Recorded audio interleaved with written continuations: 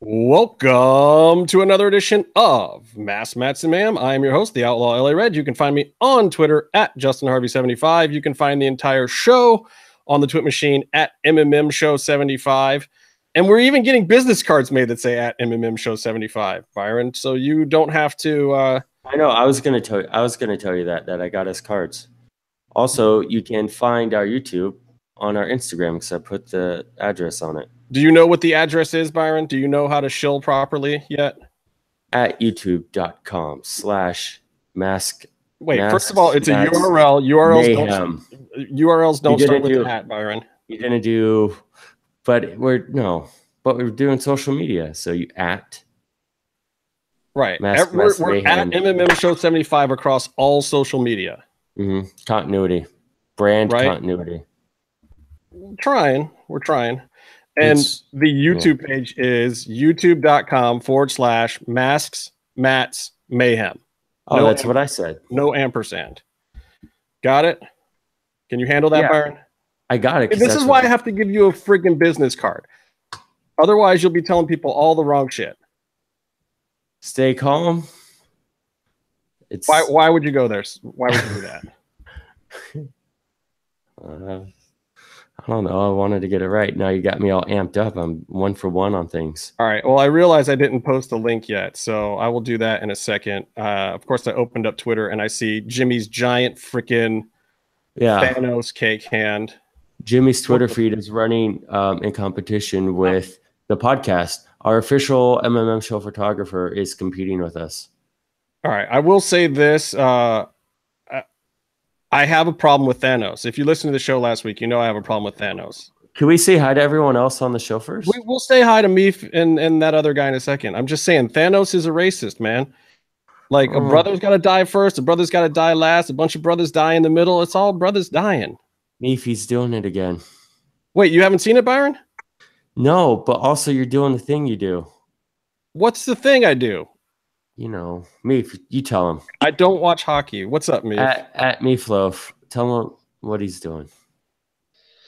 He's right, though. So, sorry. Yeah. You know, I'm just saying, you know, if slavery was a choice, I wouldn't pick Thanos to be in charge of anything. All right. Oh, you're going to spoil TMZ too? Oh, my God. Here we go. So, look, I know you guys see him sitting there. We've known this gentleman, Mr. Killer Kross, for a long time, since before he even used the name Killer. I don't know if there's a reason why he dropped his other name, but I don't want to alert legal authorities, so I'm just going to call him Killer Kross. We've known him since we broke on this show a long time ago the fact that he was joining the ranks of Lucha Underground. And that particular year, he wrestled Dark a couple times, and we did not see him on TV. More about that later, but he joined the Lucha Underground roster. We had him on the show. We broke that news here, and that was on episode 15 of this show, almost 2 years ago now. And that was when we were still an audio-only podcast, which was pretty crazy. And Kev was on one of the early episodes. Sorry, Mr. Kross was on one of the early episodes. He's going to fucking kill me. It's the killer. I know, but he wrote such beautiful prose here. I got to get this right. So... Okay. Oh, sorry. I didn't know you were reading what he wrote you. Please go ahead. Well, I mean, when the choices presented to you are read this fucking intro or read your own obituary, then, you know, you read the intro. So, and I kid. He wouldn't kill me, I don't think. He probably would. So anyway, he was on episode 15 of the show, what, two years ago, Byron? Like June of 2016, I think, was the first time we had Killer Kross on the show. Long time ago. And since then, our audience has grown exponentially, and Mr. Kross has slowly taken over the entire world of wrestling. So back then, I believe he was still FSW champion. He went undefeated for 932 days in that promotion, and 421 of those he had the belt. And correct me if I go off the rails at any point in time. He had 32 successful title defenses. Since then, he's also had the title in Modern Vintage Wrestling and Maverick Pro. He's been seen in AAA helping out Taya and Johnny Mundo back last year quite a bit. He's been seen in House of Hardcore, a million independent promotions in between. And he also just won the Cauliflower Alley Rising Star of 2018 award, which is huge.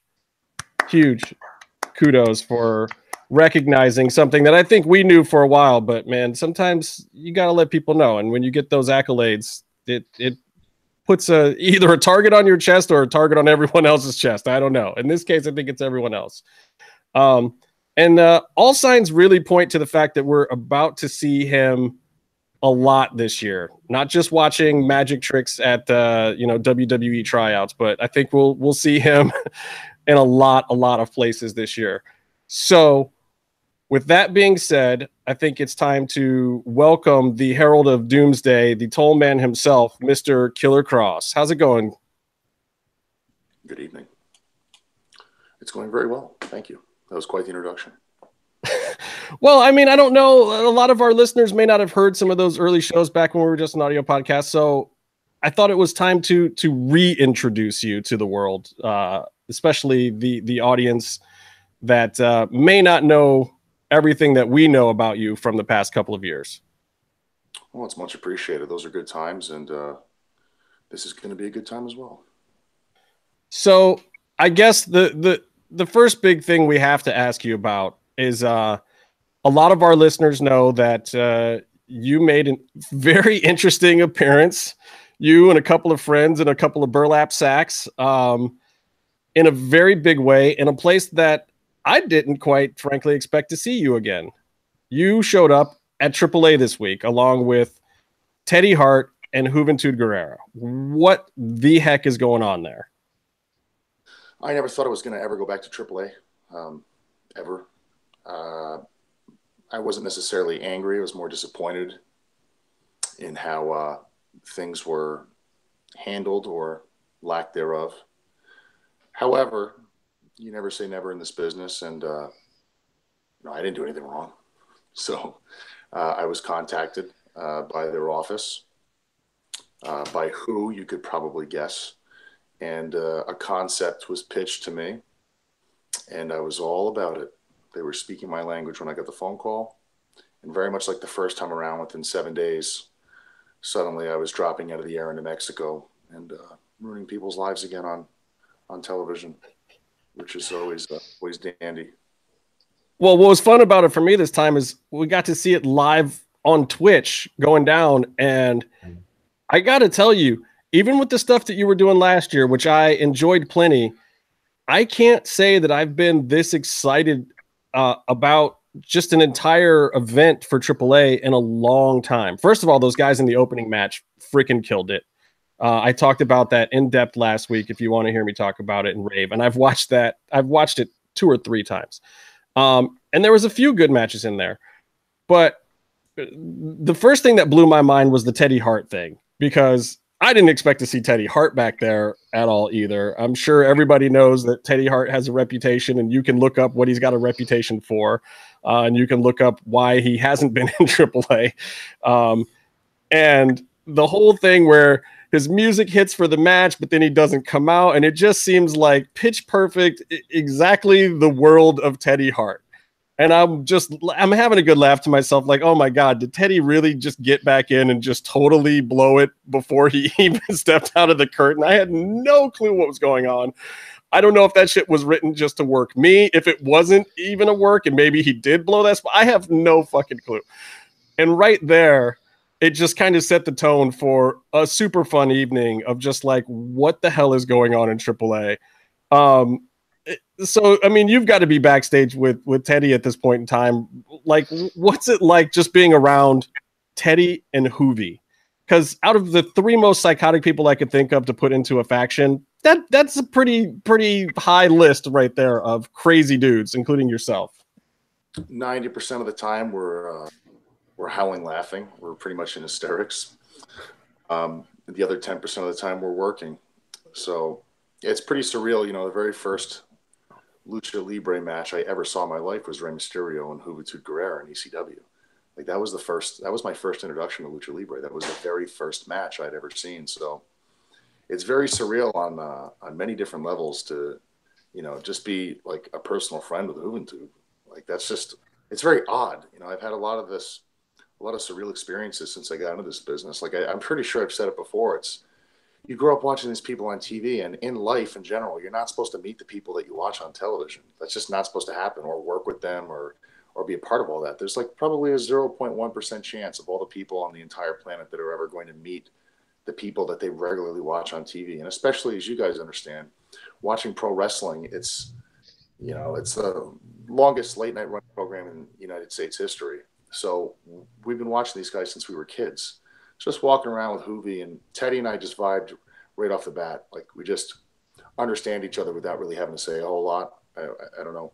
It's a little dramatic and cliche to say we're cut from the same cloth. We're definitely not, but I think when him and I just really understand each other, we get each other. So yeah, that night was extremely funny. I won't tell that story because it'll be a better story if Teddy tells it. But when that happened, we had a pretty good laugh about it as well. So. Well, it does kind of put you in a certain rarefied air. I mean, you're in a faction with Juventud and a member of the Hart family. These are the things when you get into the business that you can't possibly have imagined in the amount of time that you've been in the wrestling world that you would get yourself into, is it? No, not at all. And I'm very much of the state of mind, like, my head's down and I'm working. I rarely ever am even comfortable enough to just stop and smell the roses. And I was talking to somebody about this recently. I really need to start doing that.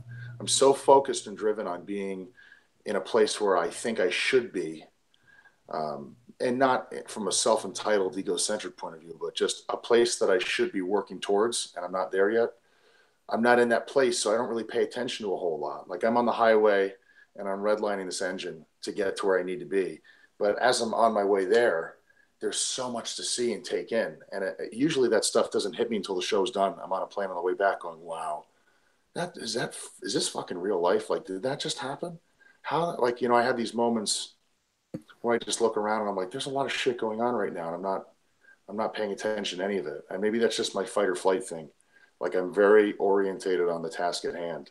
So no, how could you ever orchestrate something like that? That's pretty awesome. Well, so, okay, but this begs the question. I think you fit into these circles perfectly, but how the hell did this all come to pass? You're doing WWE tryouts, you're getting work in promotions all over the country, you're working House of Hardcore, you're in factions south of the border with these top name guys. Like, was this from knowing Glenn in Vegas and him knowing people, or like how do you get from where you were 2 years ago, even when we met you, and you were getting somewhere even then, but to where you are now, where you're one of the top guys in the business? Well, I'm really happy to say that nobody has ever pulled any fucking strings for me. And there have been times where I've been really frustrated about that. But it's so much more fulfilling and worth so much more to me personally when my work speaks for itself and I get those opportunities. Obviously, Disco introduced me to Conan, not necessarily personally, but he introduced my work to him. And then Conan just on his own was following me over a period of time. And he saw enough where he was like, okay, Glenn's not, full of shit. Like he's not like just putting this guy over because he's his friend or he's run classes with him. Conan at his own pace warmed up to me. And it wasn't over any favors. He legitimately thinks that I can draw money and viewership to anything that I'm attached to. And I'm hell-bent on doing that anywhere I go. That's the level of contribution I'm interested in making with a company that I work with. I'm all about business. I'm all about, getting as much mileage as I possibly can out of everything that a company's going to do to keep that residual audience and then grow the audience as well. And back to what you said about that opening match at AAA, you guys are going to see a very, very brand new direction, a very deliberately brand new direction that AAA is going to be going in moving forward. It's not my business to talk about what's going on backstage, but there are going to be some changes in the immediate future that are going to be what many believe to be optimizing the content of that program. And you're going to see a lot more of what you saw in that opening match very, very soon, probably actually moving forward. So I'm very proud to be a part of what may become a talent revolution. And yeah, I mean, I've still got so much to show. I mean, a lot of my work was limited the last run. Even though it was entertaining and it was fun, I still have a lot that I can do that nobody's seen yet. I've been waiting for the right time to let it out, and I think it's time to let the cat out of the bag this time around. You still have that briefcase? No, I don't. I don't. But I was just thinking about this the other day. I've never been pinned or submitted in AAA. So technically I've been undefeated for, I don't know, like a year in AAA. So I feel like I'm going to carry an air into this company that may be just as valuable as having a title, because the titles, they come and go. 1 minute somebody's a champion, the next somebody else is a champion. But I've had a pure consistency of something that no one has been able to disrupt. So hopefully the commentators and the program picks up on that, because I think there's a lot of value in that if it is going to be acknowledged by commentary and the people actually understand that on a mass basis. Well, I think from what I know about Teddy and Hoovy, they're definitely going to need somebody with their head on a swivel watching their back too. I think you might have your hands full just keeping an eye on them and getting in the ring when you need to. Like you wouldn't fucking believe. You're on the money with that. You could not be more right. Well, I mean, it's funny too, because I look at the three of you guys and it's like, okay, Kross is the kind of guy that'll bury a body in the desert. Yeah. Hoovy's the kind that might leave him in the hotel bathtub, and Teddy's the kind of guy that'll leave a body in the middle of the street and stand over him and laugh as the cops show up. So, what do you do with those three guys in a faction? Holy crap! Yeah, I think you just watch, see what they do. Yeah. Well, it's certainly entertaining too, and don't think that the little piece of a certain guy walking up the ramp went unnoticed either. And I know you probably can't say, but I'd love to see how Conan himself is going to factor into things, because he is another person I absolutely never imagined that I would see involved with AAA in any fashion ever again. Sure. I mean, a lot of people are speculating as to what his role is, if any, in AAA. And I think things are going to we're about to turn a corner at this next event this month. I believe it's on the 18th. And yeah, tune in if you can. Catch the results, watch it, and see what happens. I promise you, things moving forward are going to be very fresh and interesting. So, okay, I think most of our viewers know that you did visit Orlando for a WWE tryout not too long ago. What was that like? I mean, obviously, you have chosen to do some other stuff, but what was it like just kind of getting a feel of what they were doing down there? It was really fun. I attended a tryout, I think, in my first year, and that was in Columbus, Ohio. I talked about that a while ago, and that was public. That wasn't at the Performance Center. And I have a lot of friends in that company, and I had been hearing so much positive feedback from the Performance Center and that whole experience. I just thought, hey, why not? Let's go down there and see how it goes. It went really, really well. I had a blast.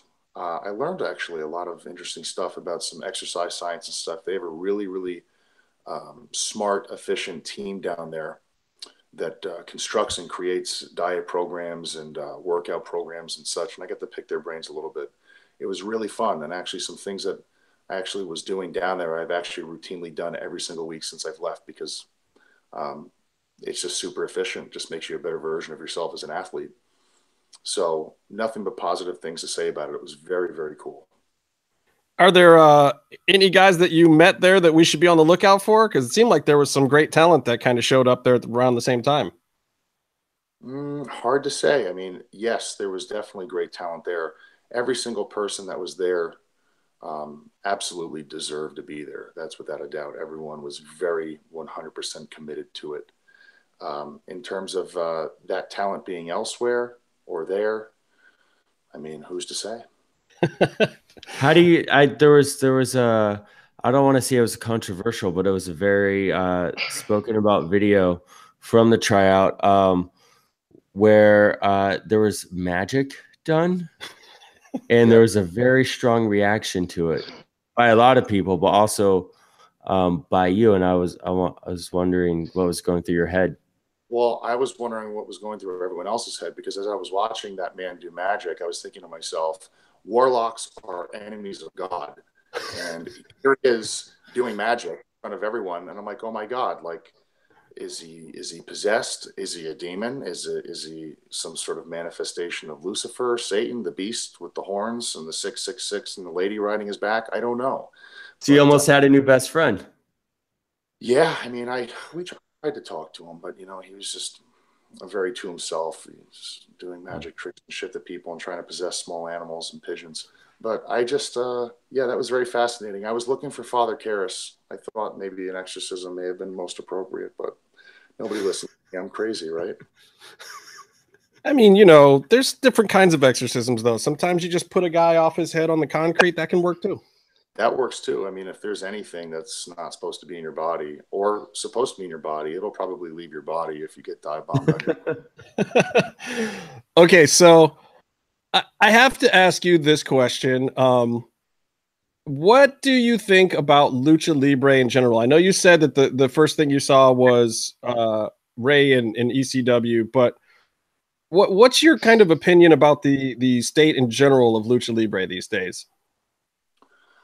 I think Lucha Libre is stronger than ever. I think right now, Lucha Libre is evolving into, I mean, I wouldn't even know what to call it. If I had to coin a phrase, I would call it hybrid Lucha Libre. You have a lot of Americans, some English guys, and then just a cluster of people all around the world that are incorporating Lucha Libre spots and tumbling, I guess is what they call it in gymnastics. They're incorporating a lot of that into wrestling. There's a lot of Lucha Libre in New Japan. Like, just think about that for a moment. Just take that in. The history of New Japan Pro Wrestling, All Japan Pro Wrestling, all of the Japanese wrestling companies, they have Japanese wrestling. You can call it strong style if you want. You can call it whatever you want, but they have their own style. And now we're starting to see a Lucha Libre influence in Japan. I mean, I think based on that, if you observe it within those parameters, I'd say Lucha Libre is doing all right. Mm-hmm. Well, it was interesting to see Pentagon and Phoenix wrestle Austin Aries too.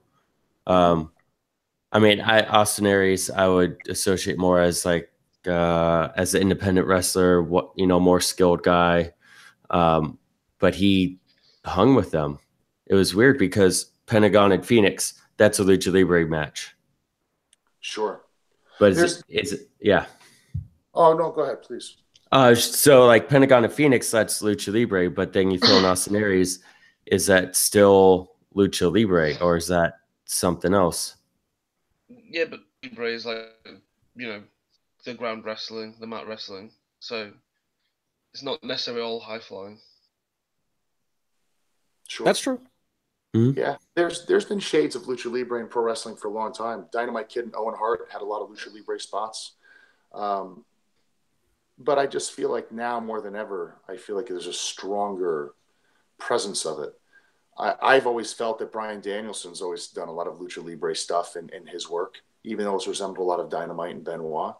But Dynamite and Benoit had Lucha stuff. Not all completely, but there were things incorporated. And Seth Rollins, I mean, who's considered next AJ Styles the best performer probably in the commercialized industry at this present time, who can kind of do everything. There's a lot of Lucha Libre stuff in what he does. Same thing with Styles. So I think it's strong right now. And I don't remember who I was talking about this recently, but pro wrestling, you can. There's a million things to call it. You can call it sports, sports entertainment. You can call it play fighting in your underwear. I mean, you can call it whatever you want. But at the end of the day, I would really like to hope that someone in the business and outside the business can come to a common ground and understand and agree that pro wrestling is a performance art. So in the year 2018, if WWE is booking half their show for the wrestling fan and half their show for the casual viewer, just the person flipping through the channel, they have to take into consideration that people who may not watch wrestling, who may stop and watch it for a moment, they're either not going to watch it for very long in the beginning, or they're going to become closet wrestling fans, because nobody wants to be judged and ridiculed by other people who don't watch wrestling for watching something silly. Because a lot of people feel like, hey, This is a program where it's not real fighting, and they're trying to undermine my intelligence. The more they lean towards calling pro wrestling a performance art, the more casual viewers they will get. That's just my opinion. And I think Lucha Libre is actually doing a great service to that. Well put answer. And this is why we ask the questions, because sometimes you have to play the games to know the scores. Okay, so here's what I'd love to do, Mr. Killer Kross. I would love to have an evening with a killer. We have some questions that I think if you give us your answers to this will effectively probe your brain and get some real insight into who you are. They might seem a little strange at first, but I think that we'll really get to the bottom of what people should know about you and what they should do if they see you on the street, if they should cross to the other side or if they should stop and say hi. So the first one, and hopefully this is easy. What are your top 5 movies of all time?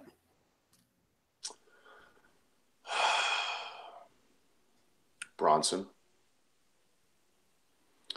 Natural Born Killers, Dark City, Babe, Pig in the City. Don't laugh, Aaron. Don't laugh. And Best of the Best. Okay.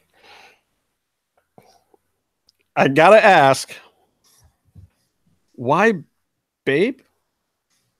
Pig in the City. Pig in the City. That's the second one? Correct. Excellent. Is Don't there laugh, Justin. I'm not laughing. I'm curious. Meef is drinking. Is there something about the pig that makes you like that particular film? Babe is the ultimate babyface. He is the underdog. It is an excellent story that humanizes animals. And the more you pay attention to it and look at it, it's very Orwellian, very much like Animal Farm. There's a lot of human nature and a lot of satires from a sociological standpoint and psychological standpoint on human beings and how they operate within social food chains, so to speak. I'm going to let that answer stand. And I'm going to go to the next one. Okay, yeah, let's go with something a little easier here. Top 5 wrestlers of all time.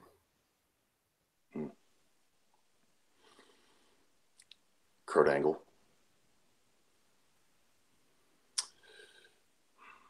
Brian Pillman.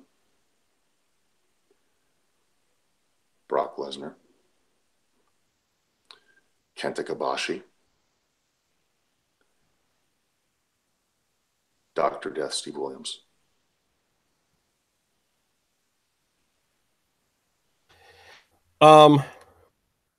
That actually seems correct. Though Casey is probably crying somewhere that you didn't say Psycho Sid.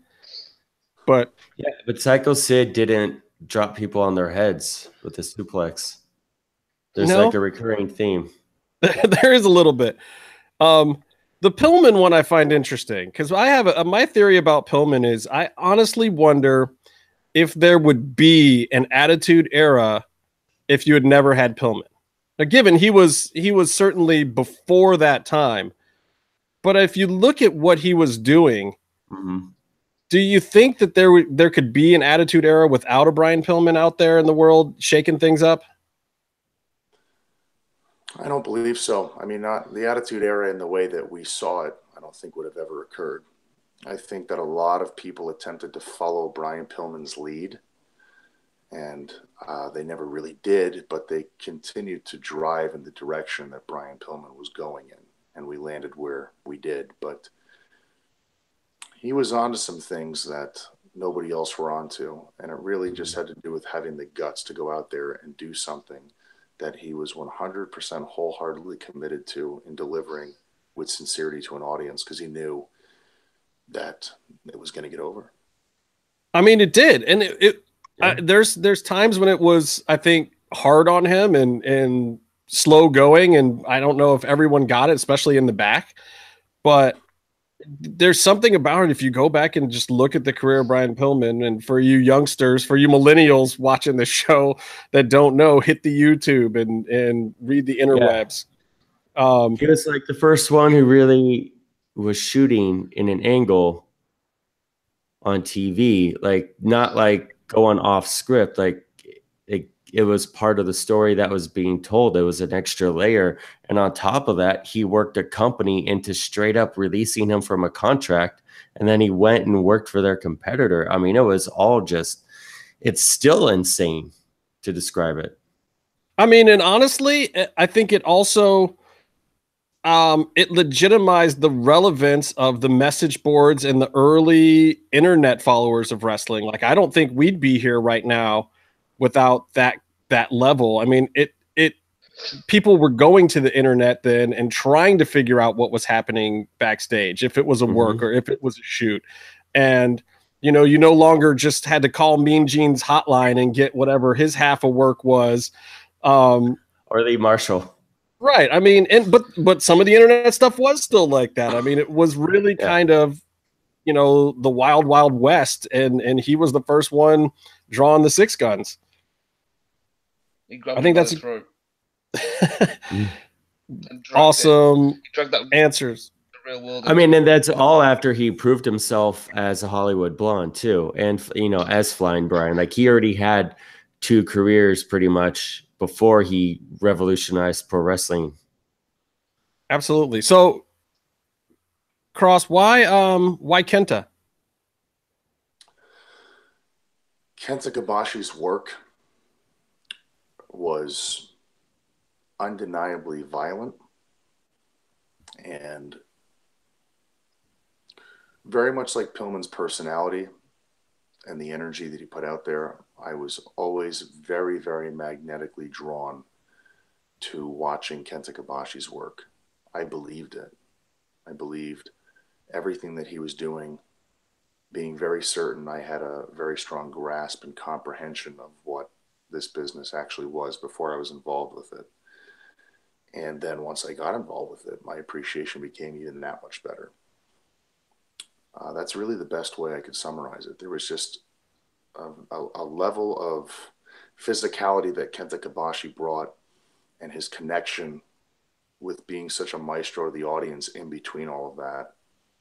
I think that he's someone who raised the bar on what professional wrestling was supposed to look like in Japan, and thus changing professional wrestling everywhere, because as you know, it tends to mirror and parallel itself in all places. When one place changes, it kind of tends to set other things into motion, like myself. There does seem to be a certain trickle down effect there. Okay. So back to An Evening with a Killer. Question number 3. Top 5 people you would go back in time and abort as a fetus if you could. David Spade. Oh. Number 1 is David Spade. Okay. Oh. Any particular reason why? I fucking hate David Spade. Have you seen Joe Dirt? I have. That's one of the most compelling reasons why he should not exist. Wasn't there a sequel to that movie? No, it's not mentioned that. Fucking David Spade. I would abort everyone who was involved with producing the movie Highlander Endgame and Highlander 3 and 2. 2 was the like the sci-fi space age one, wasn't it? I was just so spiritually disturbed by how they completely fucking ruined such an incredible story. I'm gonna catch my breath. So the poster for Highlander 2 should have said there can be only one and you should go back and watch it. Exactly. They could have done the TV show with Adrian Paul. I really enjoyed that. There's so many ways they could have went around doing this, but it's the whole fucking story is about there can only be one.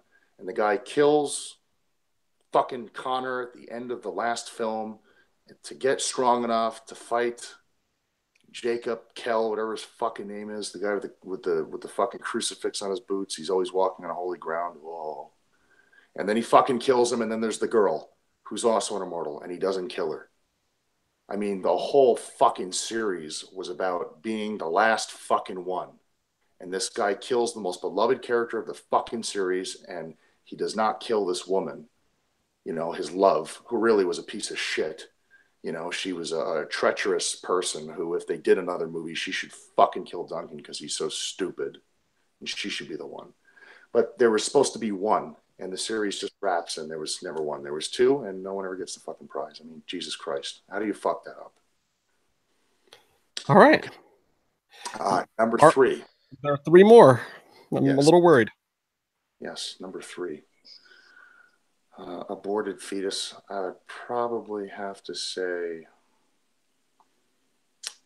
the guy who played RoboCop in RoboCop 3, not Peter Weller. Once again, there's only one RoboCop. I don't even want to know the guy's name. But the actor who played RoboCop in RoboCop 3 had no business being in the RoboCop series. This is a very, very touchy subject for me. I could not get into RoboCop 3 because I knew it wasn't Peter Weller in the suit. Wasn't that one also like rated PG? Yes. How do you do 13 RoboCop? something. Shit. It's just fucking ridiculous. So whoever that guy was in the RoboCop suit for 3. Okay. Number 4. I mean, I could tell you who the guy is, but I don't think you want to know. I need to know. Do you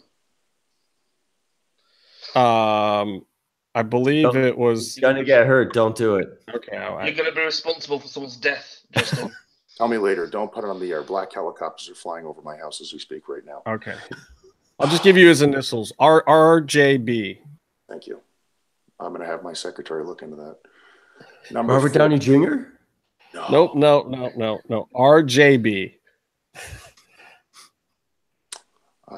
Number 4.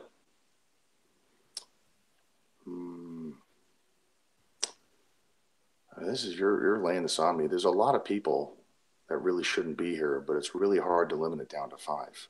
I got to tell you, picking top 5 is very difficult. So there's more than 5. Oh, there's definitely more than 5. Okay. Well, I mean, it doesn't have to be the top 5, just 5 that you are, kind of at the top of your mind right now. Hey, the person at Starbucks from Gold Coast Casino just this weekend, when I went in there and I asked for a cup of black coffee, and they told me there was no more black coffee. That was extremely disturbing. So whoever that person is, we need to go back in time with Model 101, and we need to terminate them. So wait. You're saying in a Starbucks? Correct. That's fair. A coffee shop. Just black coffee. That's all I wanted. They couldn't figure out black coffee. Now, had you said you wanted a pumpkin spice latte frappuccino, could they have done that? Perhaps, but I was just told that they said they didn't have any black coffee. And they said, "Would you like anything else?" And I didn't respond, and I slowly walked away. You should have chokeslammed them. No, we're happy that he walked away. No, walking away is good in public places with cameras, Byron. Alive with coffee. Justified homicide. So what do you? Well, this one really boggles my mind. So what do you do if you don't get the black coffee? Do you go like get McDonald's cigarette ash tasting coffee or something? Like, what do you do after that?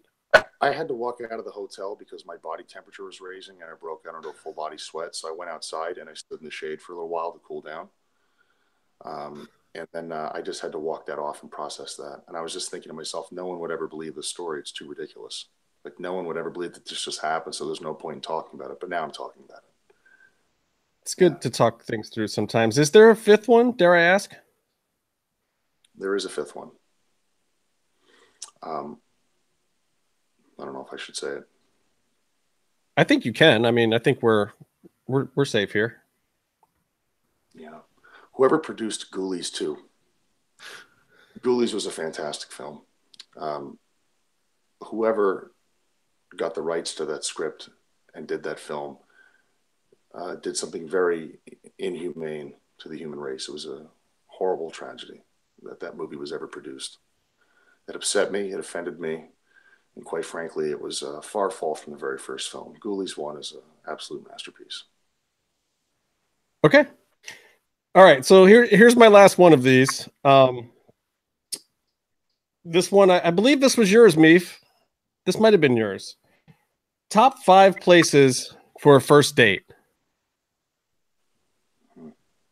Was that yours, Meefloaf? This one's really nice It may have been. and heartwarming. This might not be as scary as the other ones. Number 1 would be the woods. Oh, Okay. I think Woods can be romantic. just get out into nature where there's no cameras or people or anything like that. Just have an honest conversation out in the open. Number 2 would be like an abandoned bowling alley where there's no humans, but you can bowl. You know, and have a good time. Third place would probably have to be like anywhere abandoned. Anywhere abandoned is nice where there's no humans. There's no human beings anywhere. You just get privacy and things are quiet. Quiet's good. Yeah. I guess the fourth place would be like an abandoned movie theater where you can watch movies in peace, where people don't scream and talk. And when they get scared watching a film, they have to pretend to laugh because it's some sort of self, defense mechanism that their body is like trying to go in the opposite direction, that they're so fucking embarrassed that they have to start laughing and verbally make fun of the whole movie so everyone can hear. And they think that it's not a transparent situation, that we all don't know that they're scared. We should make that, whoever does that, like number 6 on the aborted fetus people, just to backtrack that. I think Byron saw Truth or Dare with that audience. I saw Truth or Dare and someone answered the phone twice. That's brutal. I really enjoyed that film, by the way. Me too. I hope a lot of people did for Chris Roach's sake, because I'd like to see him write a sequel to it. Me too. Number 5 on place, best top 5 places to take somebody on a date. I think the Batcave, if you could find it in Wayne Manor, would be an excellent place to take someone on a date. It's quiet, it's dark. I mean, only Alfred's down there with a few bats, and there's televisions everywhere. You could pretty much watch whatever you want. So,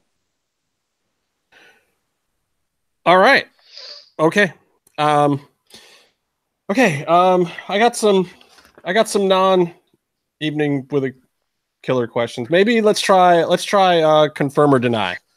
Okay. We tried this with Eric Van Wagenen. It went pretty good, except for the part where he buried Vampiro and Vamp got mad at us, and it was a Twitter thing, and it was a thing. But it's fine now. It's fine now. Everyone is happy. I think everyone got sushi. So we're gonna try this again. Confirm or deny. In the M.A.D faction, is Conan your leader? Is Hoovy your leader? Who's the leader? Confirm or deny if Conan is the leader. I cannot confirm or deny that Conan is the leader, but if I had to choose one or the other, I would deny it. Interesting. I like this. Is that because you guys are just all rogue spirits anyway, and you're just kind of a cohesive group, or is he too busy with his other jobs? Well, here's the scary and frightening truth about it. I don't ever know what's going on. I just like to beat people up in a public forum. So if you give me money to do that, I don't ask a lot of questions. If they play my ring is going to get dive bombed. That's the actual truth of it. I love that answer. That is a great answer. I'm innocent, always.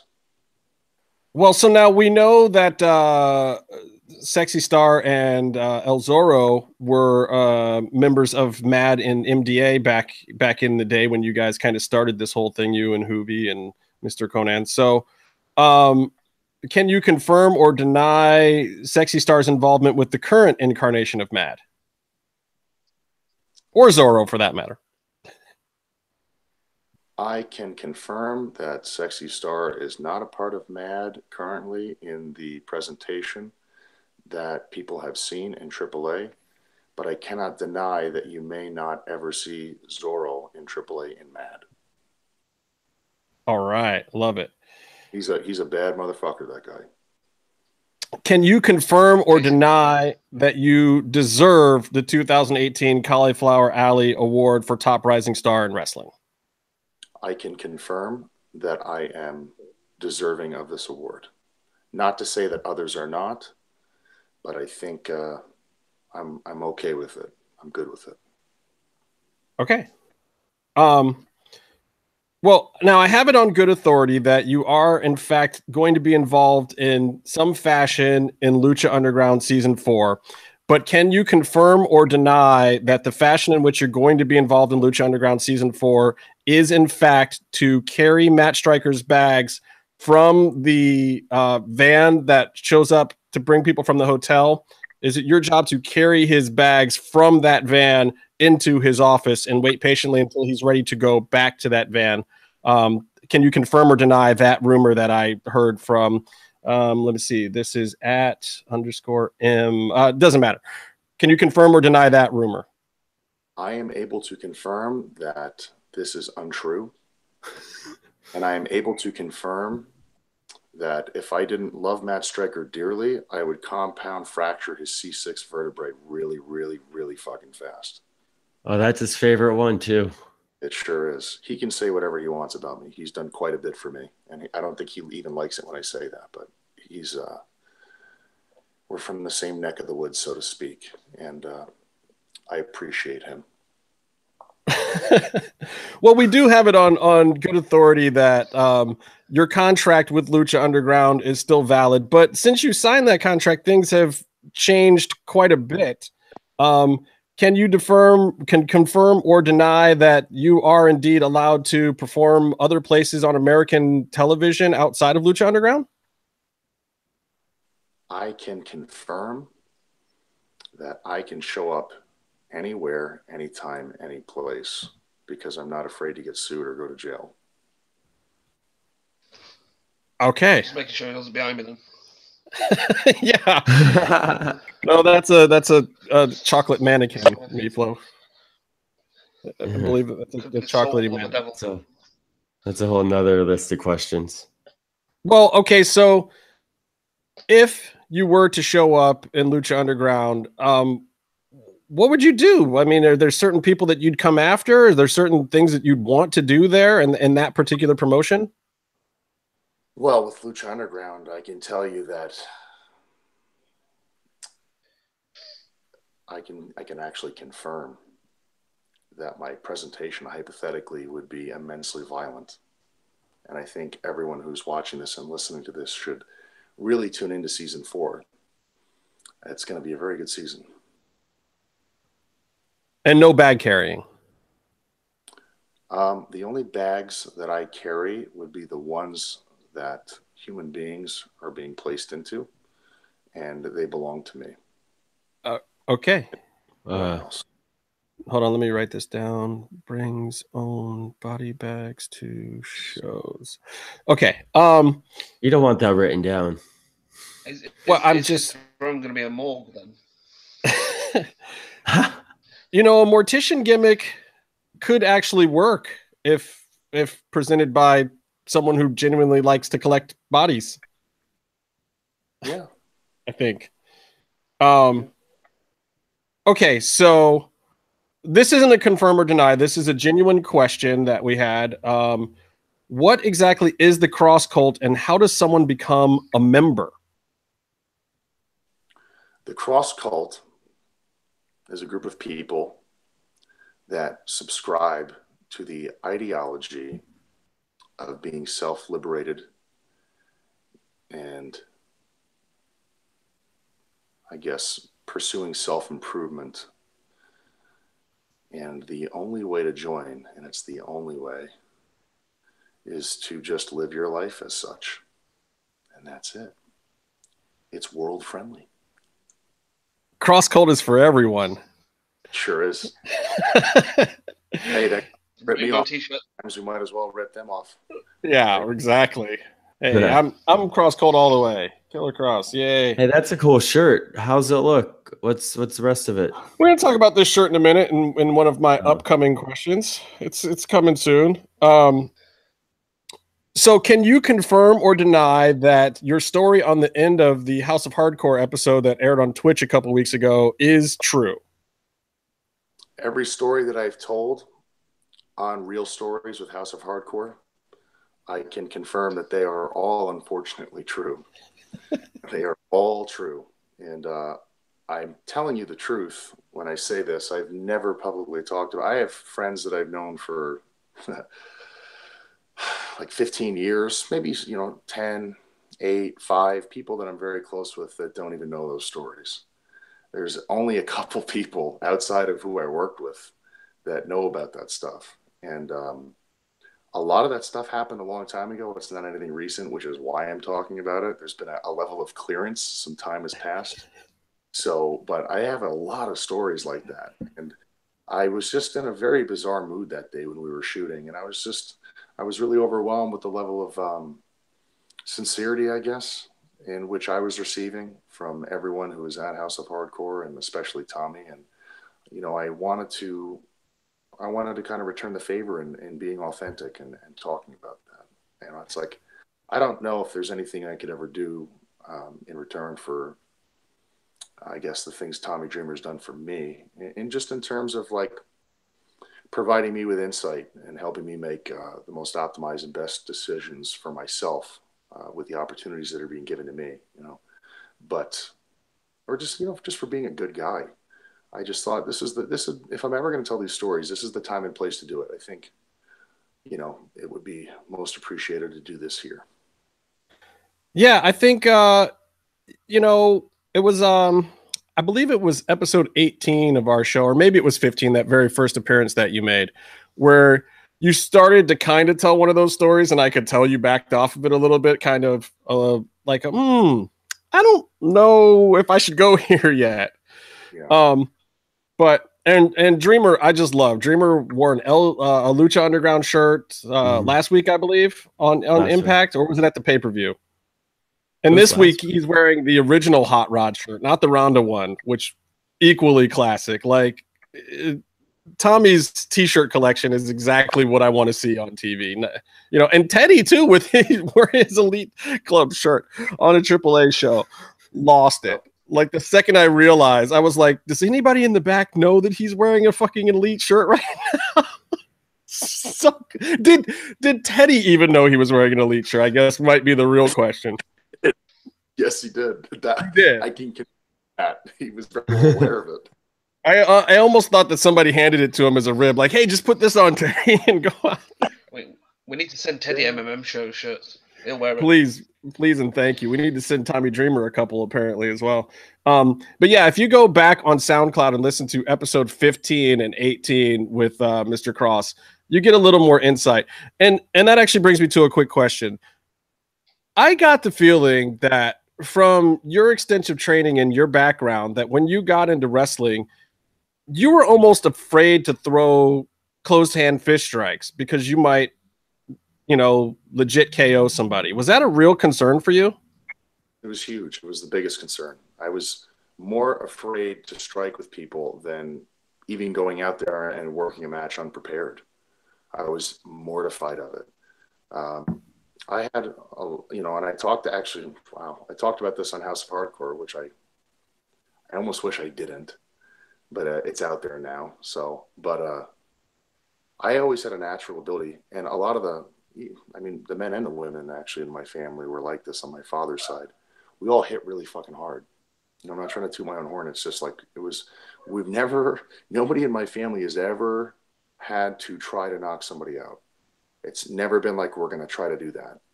As a kid, I figured it out really quick. Like if I was going to hit somebody, they were going to get knocked out. I don't know what it is. And maybe it's just the way we were all taught growing up. I grew up in a combat sports friendly household. I was hitting pads when I was very, very young. I was sparring when I was very young. So were people in my family. That was just the culture we grew up in.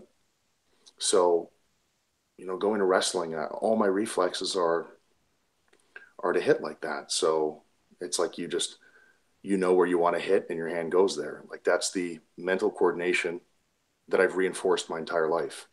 So obviously watching wrestling, I had a complete comprehension that all this stuff had to be pulled in such a manner where I was not going to end somebody's fucking life. But it was very difficult, especially when you're going 100 miles an hour and there's not a whole lot of time to think, So that was a very, very, very difficult corner to turn for me. It took a long time. And actually, wholeheartedly, I'm telling you, Disco Inferno actually was one that helped me turn that corner. He tirelessly worked with me to correct some of my mobility patterns. And I spent a lot of time with him specifically within that dimension. He's very good at teaching that. He's very, very, very, well beyond capable of teaching things that he himself does not even do. He's able to teach more than what he's able to do. And he's got people worked so good into thinking that he's an asshole and a jester. He's just very comfortable with himself and doesn't mind being the butt end of jokes. He's very secure with himself, and he thinks it's funny to get under people's skin. So, but the truth of it is that guy's a genius, and he's an excellent teacher, and he has a lot of patience, and he's very, very smart. So I credit that to him completely. Well, I think, to be the greatest coach in the world, you don't necessarily have to be able to do what you're coaching. I mean, you look at guys like Freddie Roach in boxing. Freddie Roach isn't going to get in there and piece somebody up, but he sure as fuck could teach you how. Greg Jackson, these guys, like, just a mind for it. I mean, the guy will read Sun Tzu and then come back to you and teach you something about how you can pin somebody in a ring with that information. I mean, that's just the, tacticians and strategists and guys who are smart, like Disco Inferno, you don't necessarily have to be able to go in there and do it. Not that I'm sure he didn't wish at some point in time that he was the top guy doing all of those things that he knew and had in his brain, because I'm sure he does. I mean, who wouldn't want to be the top guy? And not that he wasn't. I mean, he was what? He was TV champ for ages at one point in time, right? Yeah, I mean, I can tell you, I'm sure you wouldn't mind speaking for him in this regard, because I feel like I have a pretty strong grasp and comprehension of how he felt about it. But he's not an egomaniac, and he had a very good understanding of what his role was. And his role was not that because he was limited to do things. He was not booked in that manner for so long because he was not able to be more than that. He was booked like that because the way the business was structured at the time, that's what was needed. And they needed people like that to be able to help build stars, and to be able to get certain narratives and angles over and stuff like that. He knew how to get heat. And if there was somebody out there that really wasn't hitting home with the audience, they would call Glenn and he would be able to do it. And it's just kind of funny and ironic that a lot of the guys that Glenn put over will take jabs at him, not realizing that they could not get over, and it was Glenn who got them over. So as great as they were, there was a period of time where they actually had, management had to call Glenn and be like, can you help this fucking idiot? You know what I mean? I'm just saying, it's funny that they don't observe it like that, but I do. And all those people that don't have the nicest or complimentary things to say about him who worked with him, I don't think they realized what he was really doing for them, because they may or may not actually understand why they were over. So, I mean, I think if you go back in time and you watch the kickoff to that second hour of Nitro, there was like a solid year and a half where he was typically anchoring that segment and getting the whole second half of the show started hot. And then the NWO segment would happen, or whatever else was going on at the top of the card storyline. Well, people loved him. Going to Kross. Yep. Not everybody gets to play Romeo in the school play. Sure. But he was also the underdog. I remember he was the underdog sort of on another level where, I mean, I was super stoked when he won his first belt. I remember the double cross body, and he looked like he jammed his wrist on it. Like that's one of my most vivid wrestling memories, But it's like he had the whole underdog story where he was one of those enhancement guys who could even get a headlock in, and then he ended up getting fired for something, and then he comes back, and then he gets to actually shine a little bit, and it was cool. You root for that. Yeah, it's almost. I honestly do find it surprising that he's not booking or being an agent somewhere right now. Well, he also was trying to book like an Aladdin character and an Invisible Wrestler character, I think. So you're trying to say that his sense of humor is the thing, huh? I'm saying he's been given the opportunity, and I think he had a little bit too much fun, perhaps at times. Yeah, but you never know if you let him run with those. I mean, if you brought him into the E tomorrow, he'd probably put the straps on Breezango, and we could just watch the ratings soar and see what happened. He's someone who takes all of the right things seriously in this business, And, everything that's supposed to be taken seriously, he takes seriously.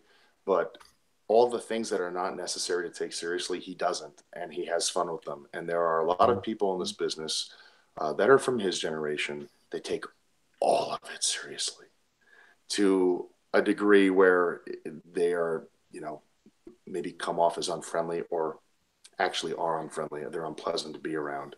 And I think those are the people who are probably threatened by his, I guess, sense of humor regarding that type of stuff. Maybe the fact that they take everything so seriously in wrestling, they're trying to project, that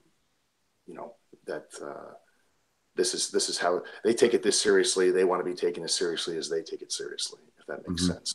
When you have a guy that comes around and just kind of makes fun of it, they internalize that. So now they have to ridicule him about his work rate and what he did or didn't do in the business.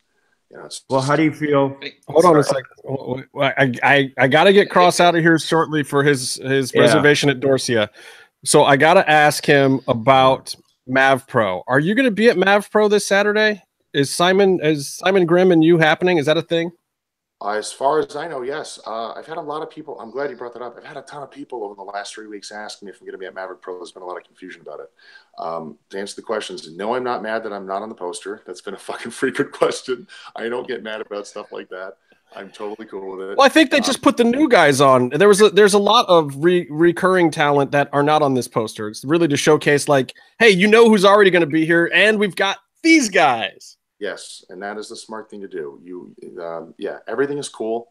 I will be there this Saturday, and as far as I understand, it's going to be Simon Grimm and I. And if for whatever reason it's not, I will probably disrupt the entire show and injure many people and go to jail. Okay, so who do you have more heat with after the last time at Mav Pro? Is it Chris Bay? Is it Odie? Like, is it Keith? Like, things got heated, and you. To be fair, you kind of attempted murder on somebody with a chair. So how are you feeling about it right now? I mean, I was more asking if you were going to be there, more about, like, are you going to be able to show up there and not get arrested? Or is this something maybe you should reconsider not going just for your own safety and well-being? Oh, I'm going to go. That's 100% certain. I have a lot of friends in high places, so if I get in trouble, I'll be out fairly quickly. And that's number one. Two, I'm not really sure who I'm more irritated and aggravated with at this point. There's no blame on Keith Lee whatsoever at all. Keith actually was innocent in the entire thing. I overreacted, which I tend to do very often. He was totally justified in trying to powerbomb me through the boards of the ring, which I think he did. And and your ribs were still jacked up from the Willie Mack thing at WrestleCon then, right? Yeah, when I hit that canvas, it felt like my spine was injected into my chest cavity. That was pretty horrible. But I wasn't going to miss that show. There was no one who was going to miss it. So, that was pretty horrible. The referee called a no contest when I wrapped the chair around Keith's head and pitched him into the post. In a triple threat match, there's not supposed to be DQs.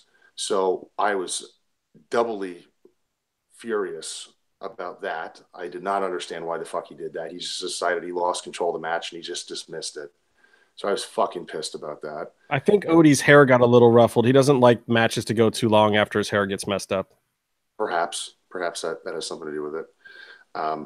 Chris Bay is now the new Maverick Pro Heavyweight Champion. And it's just a strange thing because I've been an advocate for him for an extended period of time.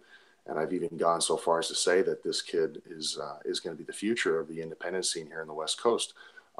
However, when I said that, I was not referring to him being the future of the independent scene in the West Coast at my expense. So now I'm going to have to elaborate a little bit further in the details of this. That future is never going to fucking happen while I'm still here. That future is really fucking far away.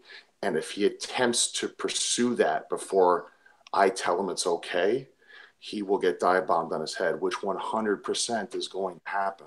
I don't think he understands all the things that we've talked about in this episode, about the things I've accomplished and the things that I've done and the people I've put away. And the fact that he went about winning the title in the way that he did, which was cashing in a case after I had pretty much had the shit completely beat out of me and I was hurt. there's going to be consequences for that, real life consequences. And I don't know what he was thinking if I was just going to be the guy that goes away. Well, I mean, to be fair, Mr. Kross, I did overhear you and him speaking probably a month and a half ago of you saying, you know, when you have opportunities, you take them, you know, and he's had the cash and carry for a while in Maverick Pro now. And I mean, I think he was just being opportunistic. I mean, wasn't that part of what you kind of have led him to believe is a smart option? Absolutely. But I think that the better option for him would have been to have held on to that case for a couple years and maybe had a coffee with me one day. And, you know, just we have some sort of conversation where he cashes in at the proper place and proper time, not jumping me at the end of the match. However, he did it. And he's really, really fucked up and failed in the sense that I'm still walking and I'm going to see him this Saturday. And I don't know if he thinks that everything's going to be completely okay when he sees me, because it's not. I know he has some other match that night, but I will be in the building, and whatever I choose to do at that particular time, you'll all see what will happen. Well, I'll be there as well. I'm interested to see what Katarina does with Rachel Ellering. I'm interested to see what you and Simon Grimm get into. And I am absolutely 130 million% not going to step in between you and Chris Bay. I am Kross Cult all the way, but I'm here for 2018 as well, and I am not choosing sides, damn it. That's my story, and I'm sticking to it. I have not seen him.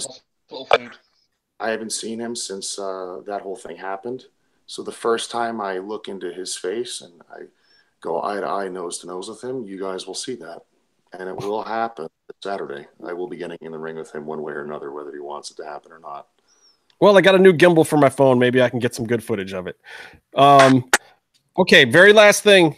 Frank Mir, Fedor Emelianenko. What the fuck? Was that what you were expecting? No. I was expecting Frank to get a submission on Fedor. I was not expecting Frank to run down the pike.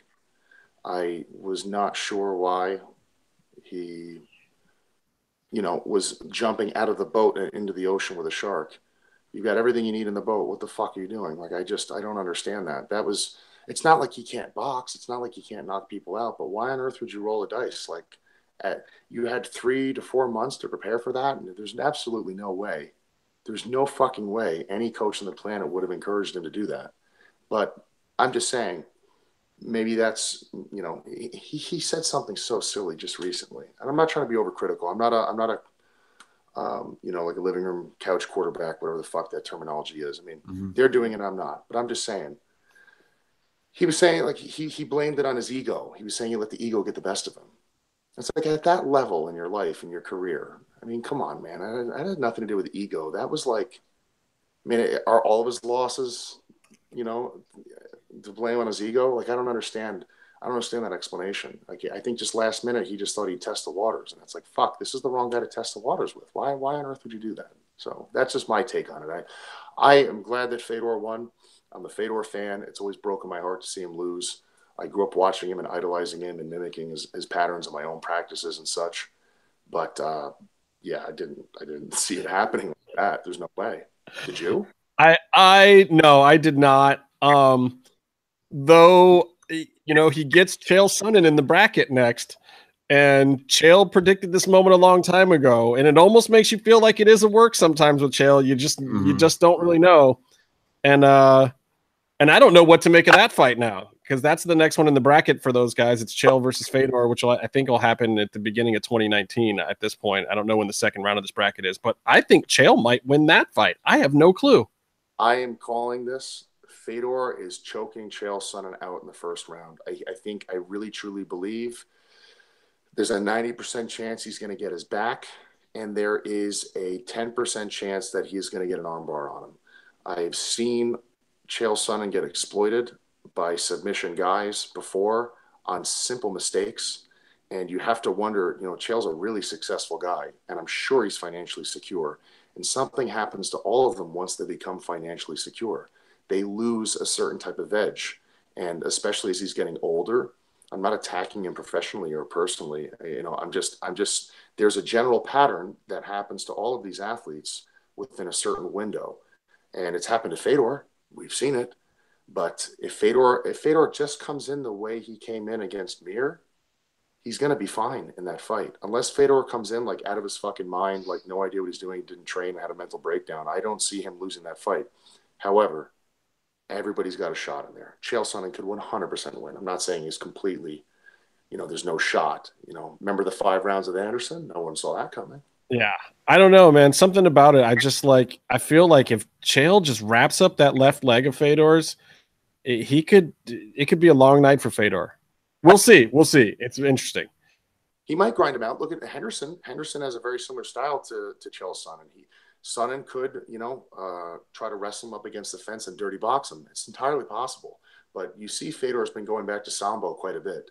So he's got all of his sweeps and everything there off the fence. I'm excited to see it. I'm going to buy it. I'm going to buy that fight. And I'm going to record it. I'm going to keep it. I'm super pumped about it regardless. Yeah, and I gotta say, hats off to Scott Coker for somehow making this heavyweight tournament once again a thing. I mean, his last heavyweight tournament brought us Daniel Cormier. People forget that. Nobody knew who the fuck Daniel Cormier was until that Strikeforce heavyweight tournament, and all of a sudden, Daniel Cormier, and now Cormier is once again fighting for the heavyweight championship in UFC against my boy Cleveland Stipe Miocic. Which will be interesting because I don't know how to call that. To keep in mind, DC has never lost a heavyweight fight. Yeah, me neither. I have no idea what that's going to look like. But the both of them are going to beat the shit out of each other. That's 100%. Yeah, I'm going to put my money on Stipe. I just got to support hometown, but that doesn't mean I'm real confident with that bet. Yeah, well, Stipe can wrestle and he hits like a truck. So, yeah, it'll be cool. It'll be a really cool fight to see. Well, we got to get you out of here, sir, but tell all of our friends over at Dorsey that we said hi. Please don't crank the Huey and the Lewis and the news too loud in the car on the way there. And I have new business cards coming. I will make sure to get you one. They are not printed in Cillian Rail.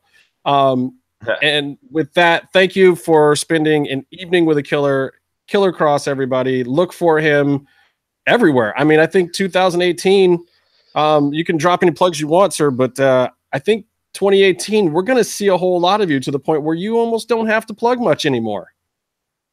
That would be awesome. I've been working for that for an extended period of time. And all I'm going to tell you guys is that we are about to turn a very fascinating corner. And I'm not working anybody. I'm telling you the truth. There's some big things coming in the immediate future. So keep an eye on your televisions and your news feeds of pro wrestling, because I've got a lot of big surprises coming up. And it's going to surpass everything that I've done over the last 4 years. I'm very pumped about it. Well, I hope that you are working your way out of the underground and having a big impact on things without making people too mad. Absolutely. I can guarantee you that.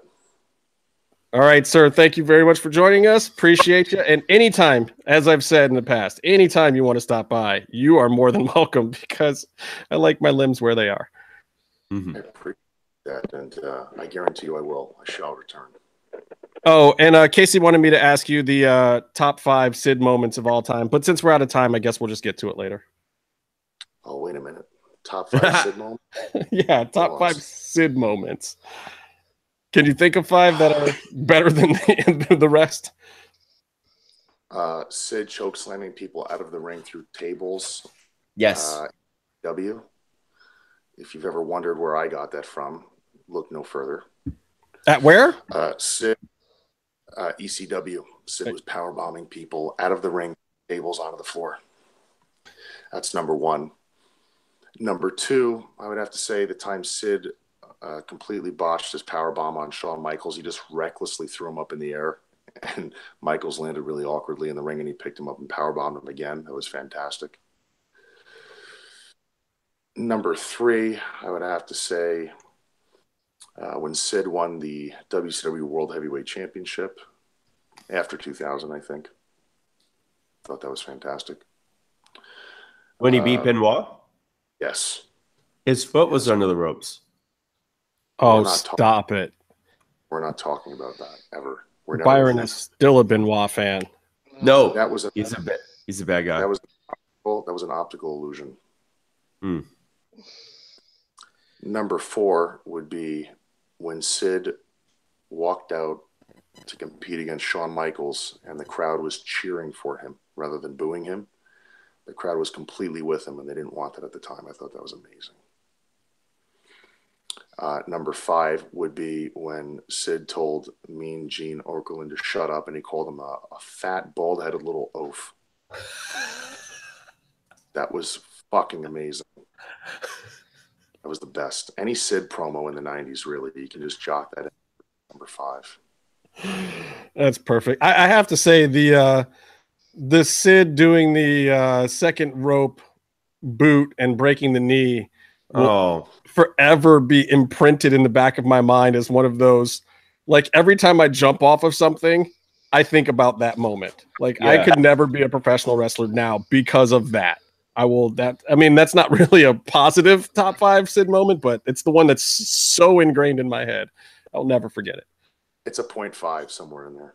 Oh, oh God. Anyway, thank you so much for doing this, sir. We appreciate your time. I will see you in a couple of days. Obviously, Meatloaf is in England and Byron's in Florida, so they probably will not. I'll see if I can drag Jim and Casey with me for a little Cinco de Mayo festivities over at the Moose Lodge in Burbank for Maverick Pro. Absolutely. Me, in the words of Michael Keaton, I want you to tell all your friends about me. I'm coming to the UK this year at some point. I keep trying. Well, some bitches are scared. They're fucking scared, little pussies. I'm going to find my way there because I know that they know who I am because I met a lot of them in New Orleans and they all knew who I was. They came and introduced themselves to me. So awesome. The victims are preparing themselves. So that's all I'll say about that. I think somebody's got to get you over in Japan at some point in the near future too. That's just got to happen.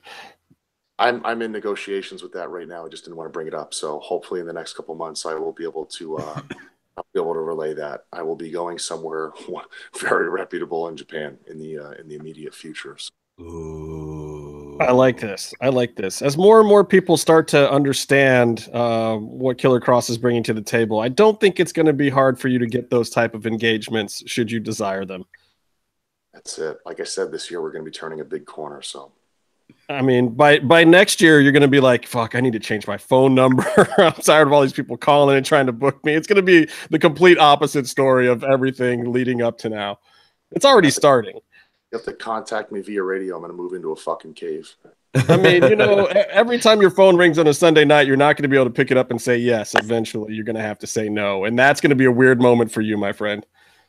Yeah. Well, just so you know as well, just to be clear, if you do come by Dorsia and they don't know who you are, what you're talking about, just say no. Done. Thanks so much. Appreciate you. Again, open invitation anytime, my friend. Absolutely. Thank you for having me, guys. Take it easy. Cheers. Have a good one.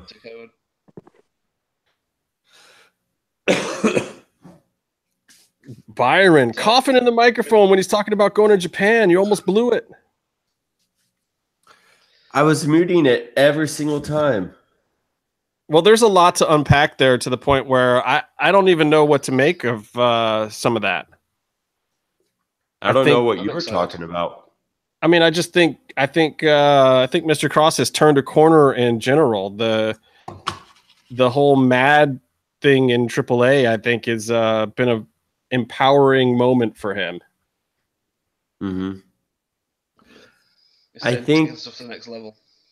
I think it's going to be a fun next couple of months for him. I mean, in wrestling in general. I mean, if you think about what's gone down in the past couple of weeks, what are the big things in wrestling the past couple of weeks? Penta winning the belt. Yeah.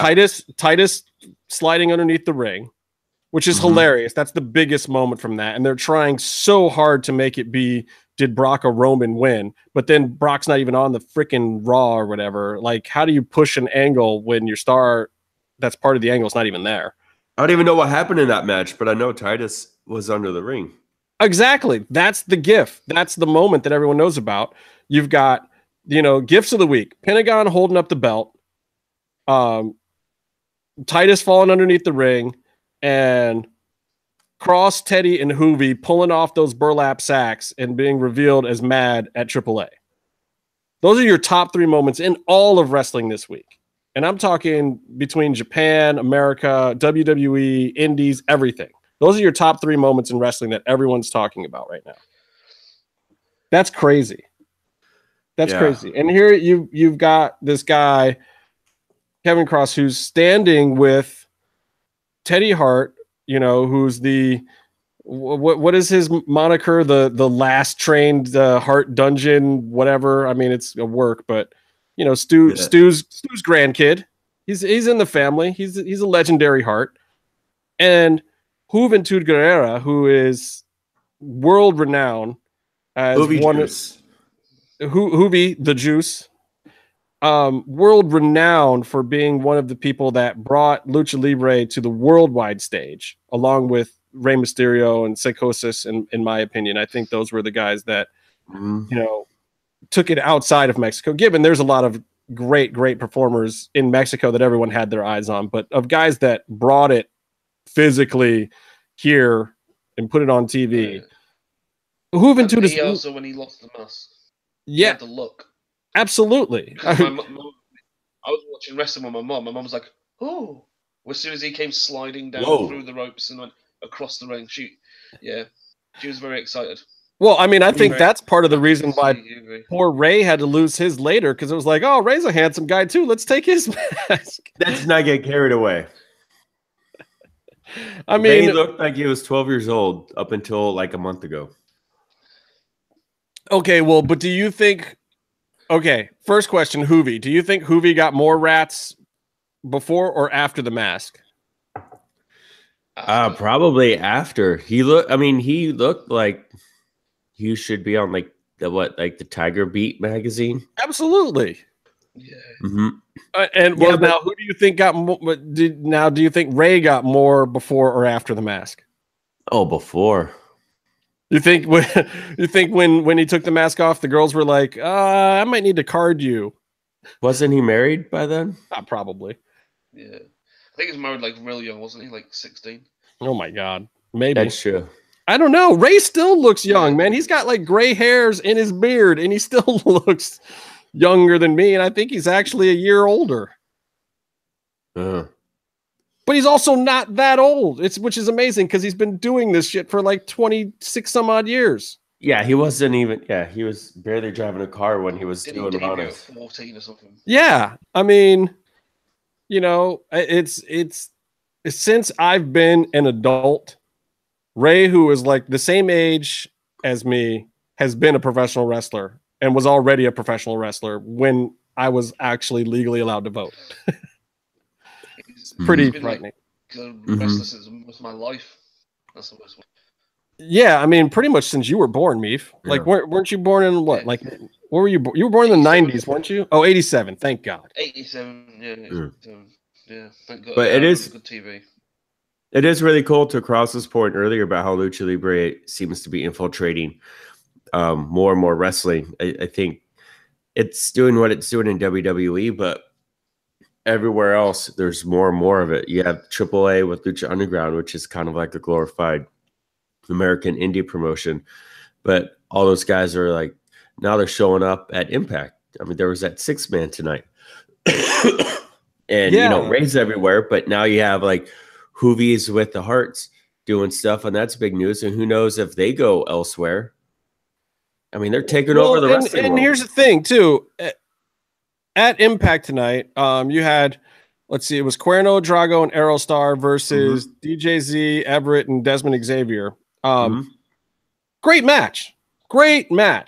And you see matches like that, and you realize part of the purpose is that it's for guys like DJZ to show off what they can do with real luchadors.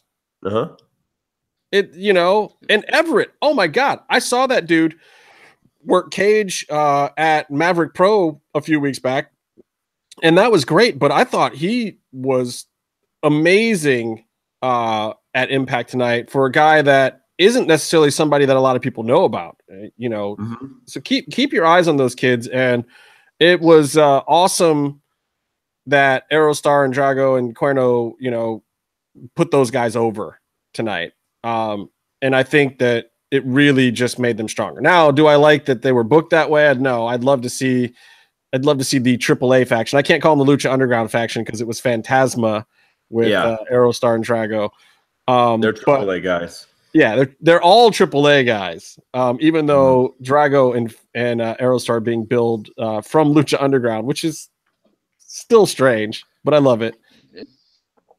It's like they're playing cards with like they're trading. Okay, AAA, you can have Phantasma, but I want Drago. Well, but it's also weird. It's like they should be there under their AAA gimmicks because currently in the storyline for Lucha Underground, they're at odds, I believe, right? Drago and has hooked up with the Snakes, and the Super Friends are not a thing right now, and it's weird. Yeah. What were you gonna say, Meef? I was just saying about the whole, like you were saying about the Lucha Libre influence and like using it as a bar. So you use like, you know, Drago, self-explanatory. Aerostar is world renowned now for being one of the top like rope and dive guys. So you put your guys up against them. Okay, we don't like see them lose or not go over, but if you're a company bringing them in, you can at least use them as a bar. And then if they're not, you know, because you never know when they're not going to be there next week. Right. Well, it's also like when Kross was in FSW and he was bringing in guys like he brought in Mundo and he'd bring in other big guys, Eli Drake, because he wanted main eventers to wrestle with and bring them in. It's the same thing. I loved Eli Drake in FSW that night we were there. It's just like he was so good. He was so good. I mean, I knew a little bit of Eli Drake before that, but not a lot, honestly. And the fact that he just walked out there, took the stage, and created a hot angle at a promotion he was working in just for one night.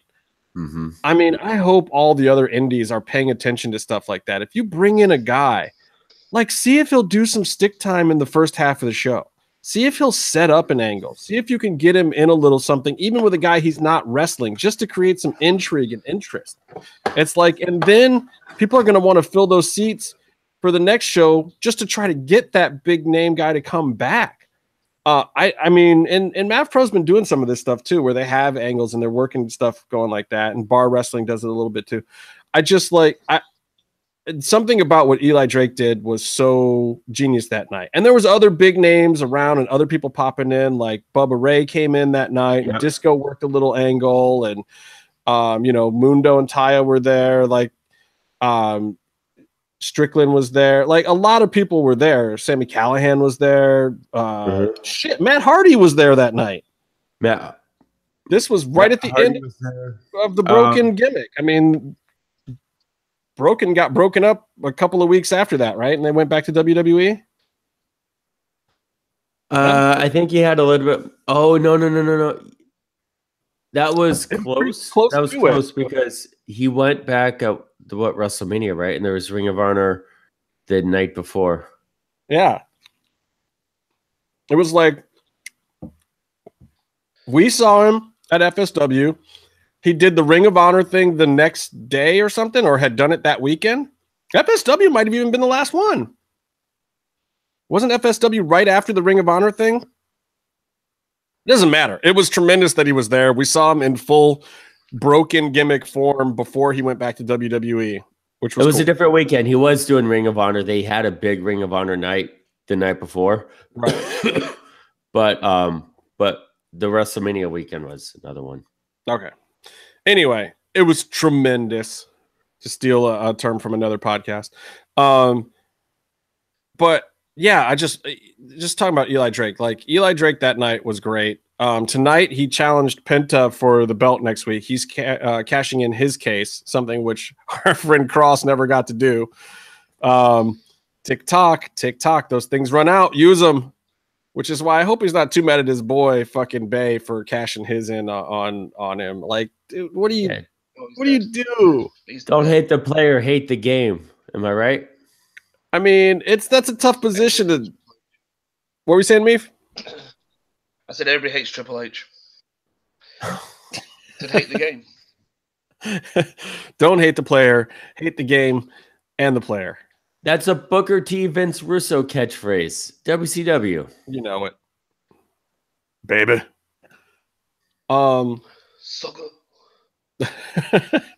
I love Booker T. I miss Booker T. Is there any way? Yeah.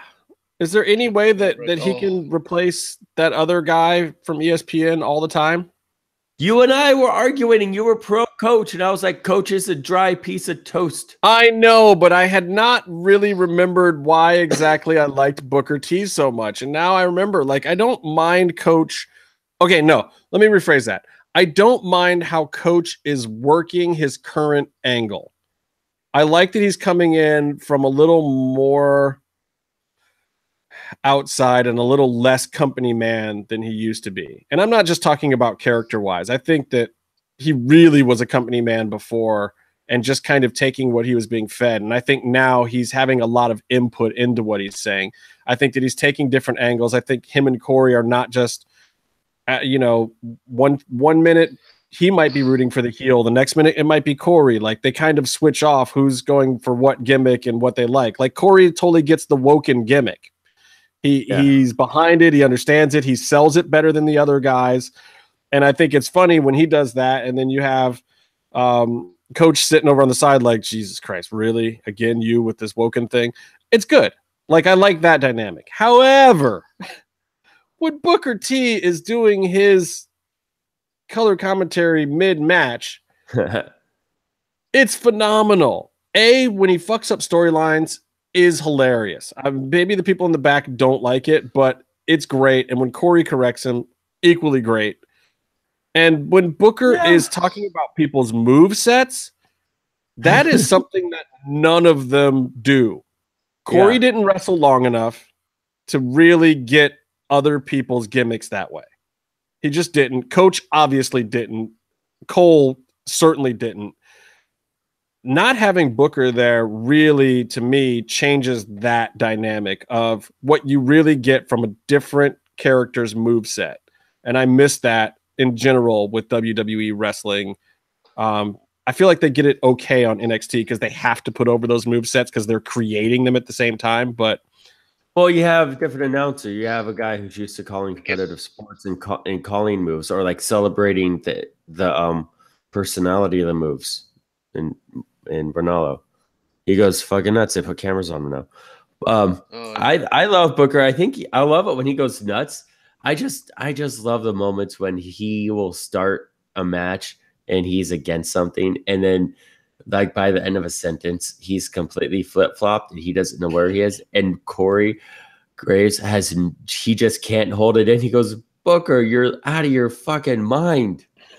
Like, you know, which is a great dynamic. And it's go ahead, mate. What were you saying? Corey Graves when he was early starting, especially I think NXT. But oh my god, like when he starts giving Byron shit, it's so good. It's just like I watch most of it now just to hear him, and especially like with the Royal Rumble when he lost his shit over Titus, and you can hear him just like trying not to die with laughter, and he's just, I'm trying to work. It's amazing. But his commentary work is like just gone like up like 1,000 levels. Yeah, but I mean, and that's the main reason why I don't even mind Byron at this point. Byron Saxton, that is, because he's so awful that it just gives Corey something to work with. You know, but then but when you have Coach on the other broadcast, Coach is credible enough. He's been with WWE a lot longer in the grand scheme of things, even though he left and did his ESPN thing, that he's got that seniority that Corey can't do that with him. And he's never going to be able to have that same kind of shut the fuck up dynamic that he has with Byron. And I just like saying that people have that dynamic with Byron. It's very traumatizing watching the shows when Saxton. Yeah, try going to a wrestling show where Justin Borden is one of the referees. Fuck you, Justin. That's all I hear. All I'm hearing is, and I'm sitting in the front row typically, and there's always people behind me yelling, "Fuck you, Justin." I'm like, what the fuck did I do? Why are you on me? I didn't do anything. Eat shit, Justin. Sons of bitches. Okay, so I'm gonna read this note verbatim, and you guys tell me what you think. I wrote down when I was watching Raw. So Roman did get screwed, and they acknowledge that, but we're just gonna move on to his 20 other feuds. What the fuck? What? Oh. I don't even understand why they make it a part of the storyline. Like, why didn't they just hold it? Why didn't they just hold it till next week? Then make a point out of it, and then they just drop it immediately, and everyone else wants to fight Roman Reigns, who doesn't even have the belt. They should have like killed Brock Lesnar.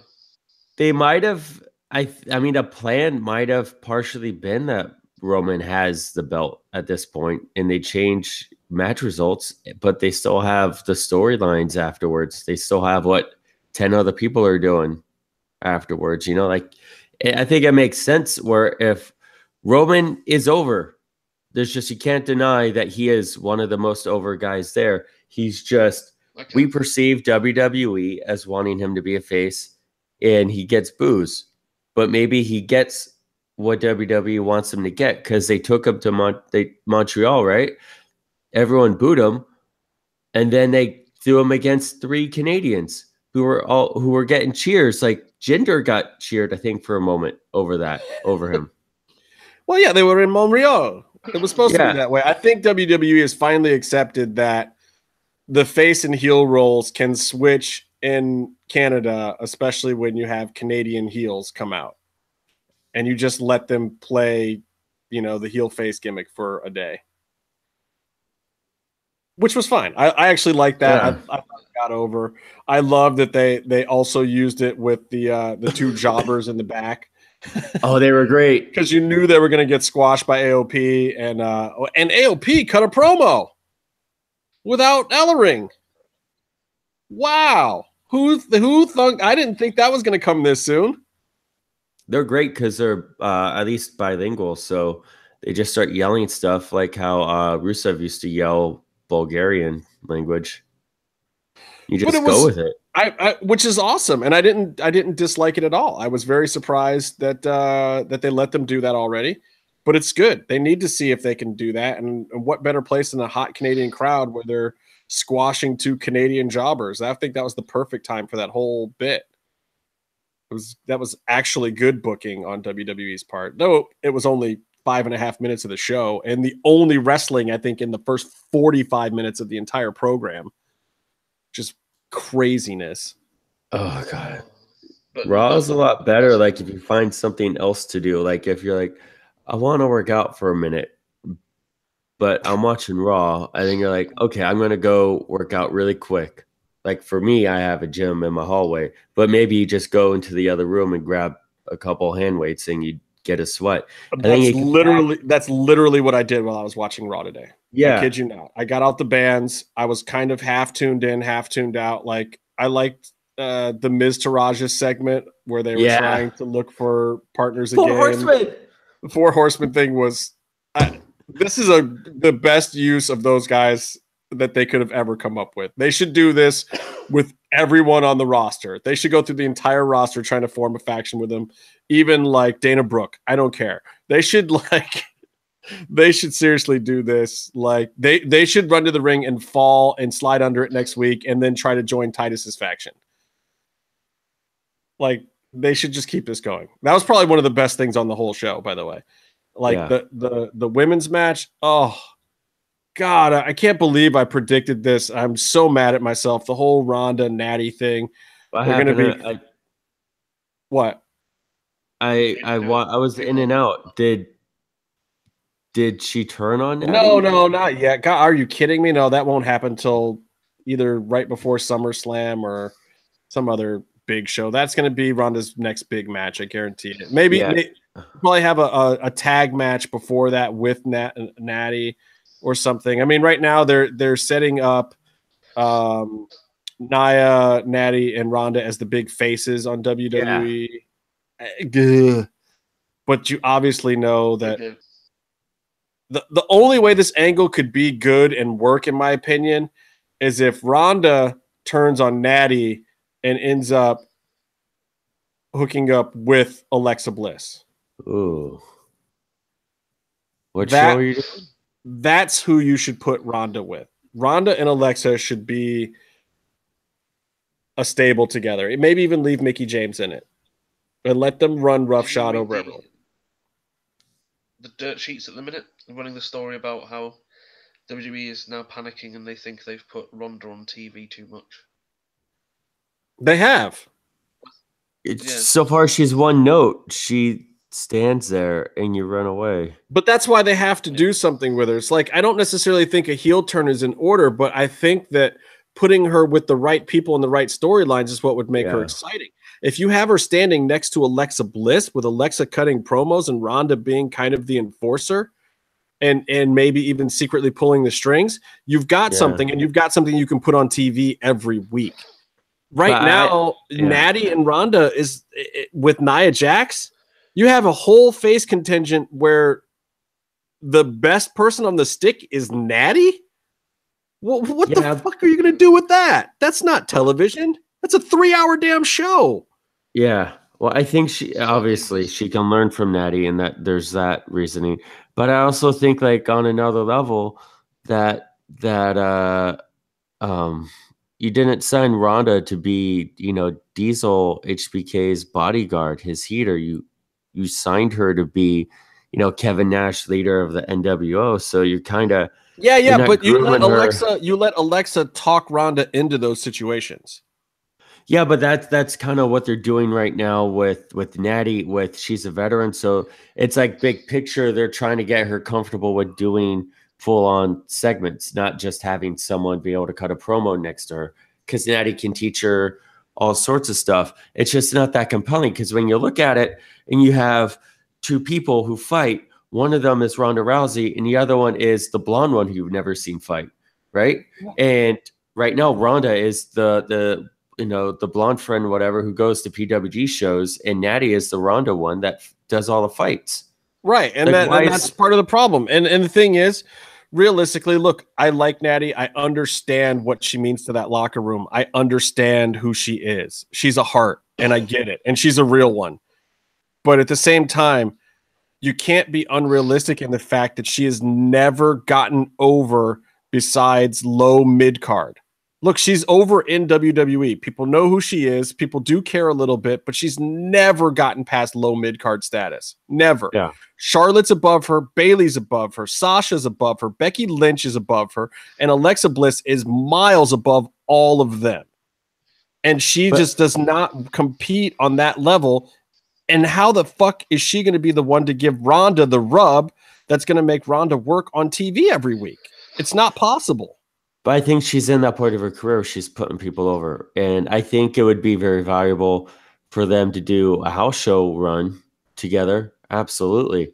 But yeah, as far as like, she's kind of like the Dolph Ziggler of the division, where you want someone to come in, have them go against someone who's good at what they're doing, and then that other person goes over.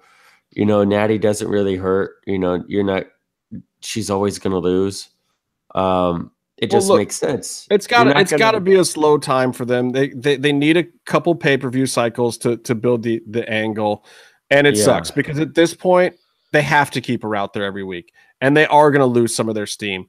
But I think they really need to reconsider at this point what they do for SummerSlam.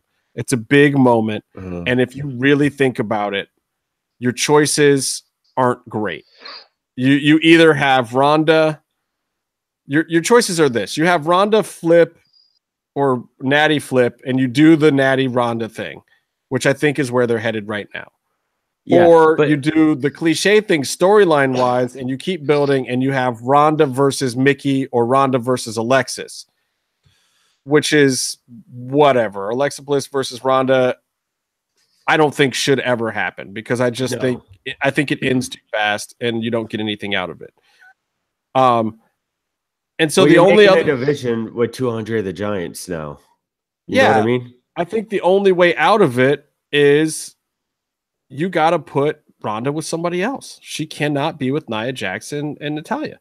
I think you need to flip the script and you need to put her with Alexa Bliss and Mickie James. Though I think on the road to getting there, having Ronda work Mickie a few times is the way to go. She needs to start working Mickie now as they're finding their way out of this angle in the tag matches, and then maybe a blow off with her and Mickie, and then somehow flip Ronda to their side. Even if it pushes that whole side face, who cares? They got to do it. Mickey is probably more current and more compelling than Natty. I mean, I think they're both great, but I think that Mickey is a lot more fresh, way more fresh as an on-screen character, because you know she had the time off, and also she isn't always wrestling; she's doing other roles too. But I think she's doing that sort of mentor partnership with Alexa Bliss. You know, like she's already taken up. They have a certain shelf life. I mean, by the time Ronda comes out of SummerSlam, they have to be able to start looking at what the other programs for her in the future are. Is it Bayley? Is it Sasha? Is it Becky Lynch? Is it Carmella? Like, where does Ronda go after the women that she's with right now? There has to be a program future for her because there is still money in her and they can still salvage it. But the real money's probably in her and Charlotte or her and Sasha. You know, I don't know. I think the real money with Ronda is still above the division. Like her going to the women's division is a step down from her first match. But not if it's Charlotte Flair. You can do Charlotte. You can do Charlotte and Ronda at WrestleMania easily, and that's a huge match. But you have to get her there. You have to get her a year's worth of experience that means something, and storylines that make it make sense that she's in there with Charlotte Flair, where it's now the two baddest women on the planet fighting, and everyone believes it. I'm not into Charlotte Flair, but but she's in that position. It makes sense that way. But to me, I am very skeptical of running Ronda against a figure four. You know what I mean? Like a wrestling submission. I get it, but that's the whole reason why they've got 11 months to build 10 months to build Ronda into something that you can sell that with. I mean, you gotta sell t-shirts. What's that? I was gonna say they'll probably, but the one thing that concerns me is Ronda Rousey Goldberg in terms of, you know, going through people, annihilating them, or is she Bayley, the hapless, happy to be there? Because at the minute it's up and down. It's 50-50. I think she does that right there. She doesn't have much personality. She doesn't have any personality. We already know who she is. Well, but the thing is, we do know who Ronda is. We know who the real Ronda is. We had the real Ronda for a long time. And honestly, her in real life is a lot closer to Roddy Piper than people think. She's a hothead. She's overly emotional. She can be a heel at times, or she can be a face at times. They really should let her really run with the hot rod gimmick. But the thing that she isn't, that hot rod is a good talker. So I don't know how you quite get there, but she's very much always been in real life a tweener. You know, when she was in those judo competitions, people did not know whether to love her or hate her. She was fucking vicious. She was super mean. And then after her matches, she was like the friendliest person and the nicest martial artist in the whole building. Nobody knew how to take her even back then. Nobody knew how to take her when she was working on Ultimate Fighter. I know a lot of guys who work on Ultimate Fighter. Mm-hmm. Nobody knew how to take her. She was a sweetheart. She was super vicious. Sometimes she was funny. Sometimes she was mean. She was hot and cold. Like, that's just how she runs. They got to do that with her in WWE. The like, which Ronda are you going to get? People will want to watch that. And I think to do that, you have to put her with somebody like Alexa who can work the mic and work it ironically to the point where Alexa doesn't know what she's going to get. Fucking Natty can't do that. You know, we talked about this right before the WrestleMania, and this is really the best option for her because it's the obvious answer.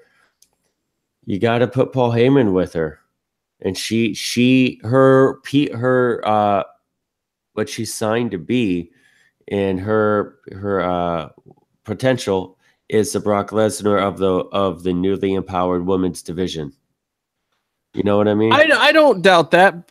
I mean, but the thing with Lesnar and Heyman, why it works so good is because you saw Lesnar run wild on the WWE unchecked for a while. And I think Ronda's got to have some of that first. so that then Heyman can be explaining what happens when you let Ronda off the leash. It's like we need her to be Pentagon. She needs to get. I mean, she's good from what we saw. Like she fucking ran the ropes like I couldn't believe. Yeah, but that's let her go in there and do crazy shit. Like have her all of a sudden snap during a promo and break the ring announcer's arm. But that gets back to why her new friend, for whatever reason, Natalya Neidhart, is wrestling matches instead of the new expensive talent that you sign that everyone actually is paying attention to. Like if this is supposed to be a real company putting on competitive matches for entertainment, you're putting on the ugly stepsister instead of the one everyone wants to go out with. And there's a way to do that. I'm saying you have her come to the ring, you start setting something up, everyone feels like they're going to get a match, and then all of a sudden somebody does something to Ronda and she snaps. She loses it. She tries to break somebody, so they have to hold her back. Well, they should be doing that, and if you keep doing that and building those moments, then you put her in a tag match, and the whole thing is to see if she can get through a tag match without snapping and losing her shit and breaking the ring bell guy or breaking Corey Graves in half or whatever. Like you just have to have her go nuts for a while. She should straight up kick in the dick.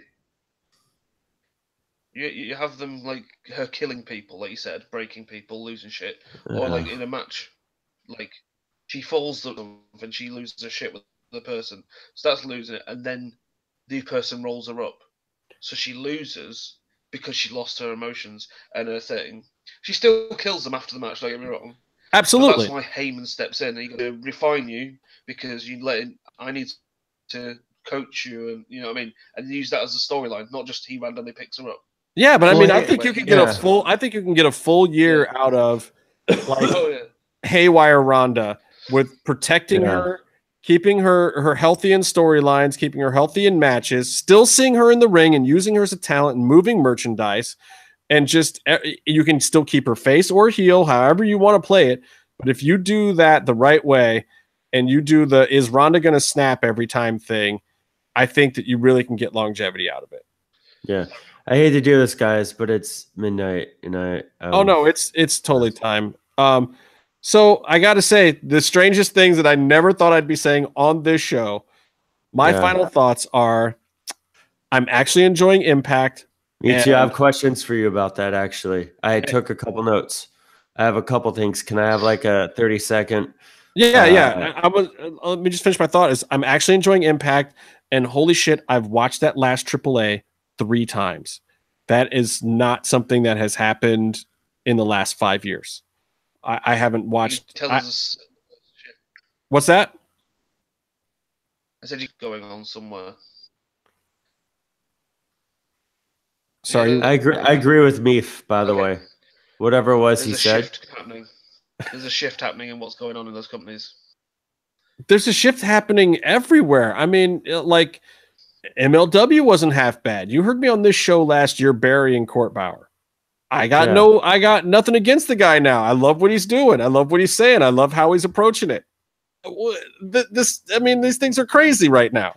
I think there's a certain grouping of talent that is coming up and being featured. I mean, like you have a guy like Kross who's in MLW and in House of Hardcore, and a lot of guys are going to Bar, and all of a sudden those shows are on the map.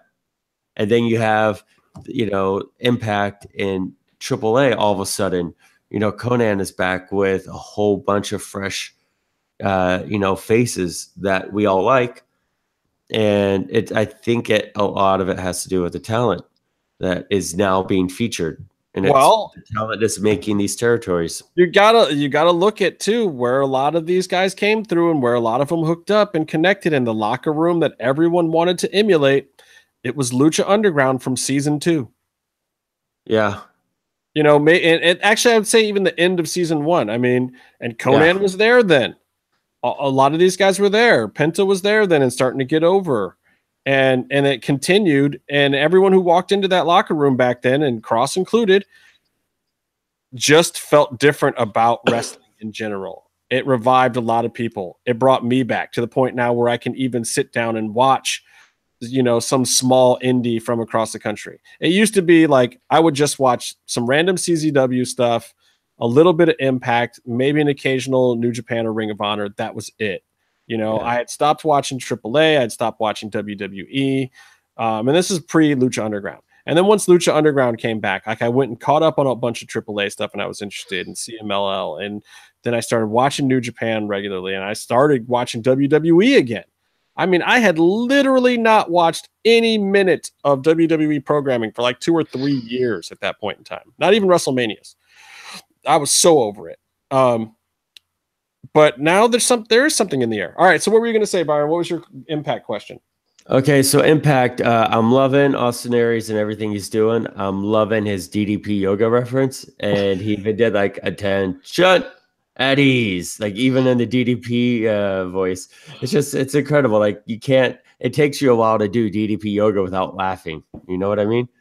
Also, yeah, the Impact crowd still is just so insanely quiet that they cannot be mic'd. They are. It's I love though, like the opening segment. I love their cinematic backstage stuff, and that's not a Lucha Underground thing. That's like back when Bischoff and Jason It's a WCW style.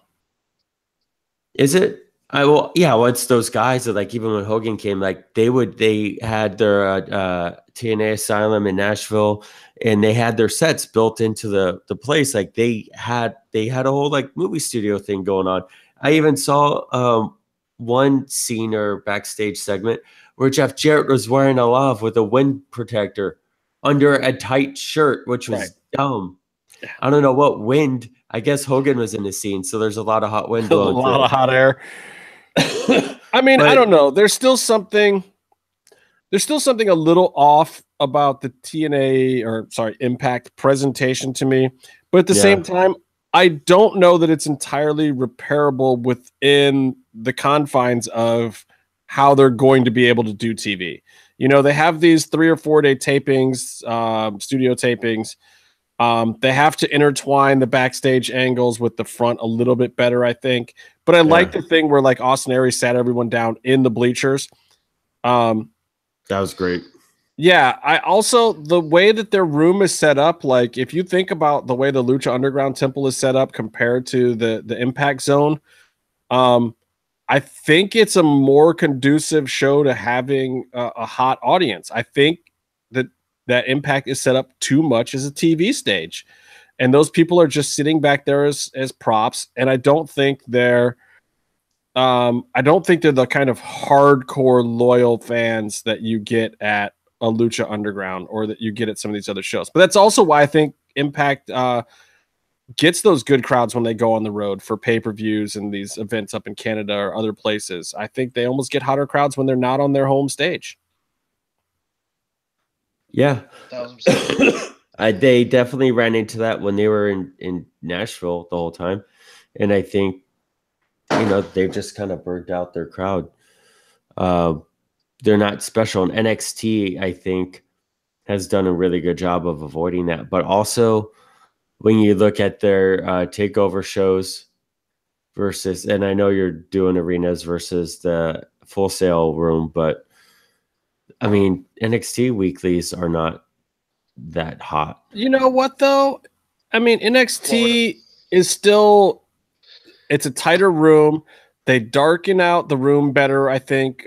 Going with a lower lighting scheme on the crowd, I think, is smart. Yeah. Which is also something that Lucha Underground does on purpose. Lucha Underground also has everything's made out of wood, and it deadens the sound more. It tightens things up. You don't get that weird open reverberation thing. It's also not on a soundstage, so the roofs are different. And I just think that there's something to be said for that. I think the wall of people is built the wrong way on their actual soundstage, because I think they were trying to emulate more when they came up with that idea, the WCW arena, and the way that they would set up for live shows in big arenas. But I don't know. Yeah. So I have another question. Yeah. What's going on with that world belt again? Like, I'm entertained, but I know they have like. Okay, that was from their big weird King of the Mountain Impact or GFW. Like that was their big unification belt, I believe. This is what I need CDE Cody to straighten me out on Impact storylines. But that is the extra belt that was the unified belt before the Owl and before the unified Impact belt, I think. Or maybe that was the Owl belt. I don't know. But they're both a world belt. Like I get that they brought in another championship. That was the old one. The one that Austin has is the old one. So he lost the match, but he's holding on to the old belt. So the old belt wasn't on the line. It was an Impact title match. Impact has only been around for 2 months. And he's still a GFW champ. Or whatever. The fuck that Owl belt is what he's got. Yeah. I love it. He's got the unified fuck that Owl TNA GFW belt.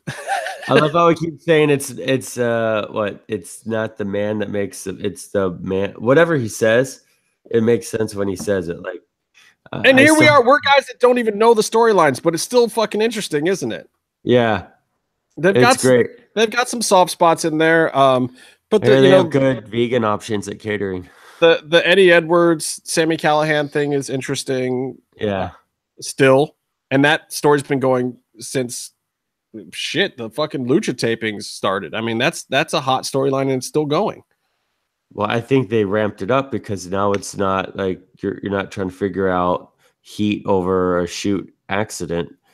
Like they're doing emotional stories with characters. So like, and it's been a while since you've seen that kind of thing work out well on a wrestling show, like guy going to the hospital and bringing somebody's girl into it and all that stuff. I mean, it's wrestling 101 from the early 90s. But it's working. Cheesy too. But it's cheesy in that good wrestling way. But it's great. Like Eddie is a perfect straight man for it. The straight man who doesn't know how to keep himself in check. And Sami Callihan is crazy. He is down to try anything once. He's that dude. And so the way he sells the storyline and the way he sells his certain type of psychopath is a different thing. Like he's not the Kross kind where Kross says something nice and mellow and it's frightening. Something he's doing though, which is great, that he's using restraint, and he is like, this is Eddie's time to shine. You know what I mean? Maybe like this like Eddie's at the front and center of this angle. He hit his girlfriend or wife or whoever in the face with a bat. He's beating people up and getting retribution. He's the one with the character arc where he's, yes, he has the character arc. But here's the difference between wrestling and regular conventional storytelling is that in wrestling where the character arc like this works and does something is when the character is created during this time and they come out of it on the other side as something wholly different. If he just goes back to being bland Eddie Edwards doing his regular thing at the end of this storyline, it's not going to stick. It's not going to keep. Yeah. It's going to be a thing that happened that was hot and he was going to be part of the hot gimmick. And then it's, back to mid-card obscurity, buddy. Like, they've got to find a way for this to transform him into a permanent gimmick that people care about. And if you look at Tommy Dreamer and ECW, that's a good version of it. Tommy was the guy that nobody really cared about. He was a little bland and plain. Everyone thought he was a good worker. Everybody in the back liked him.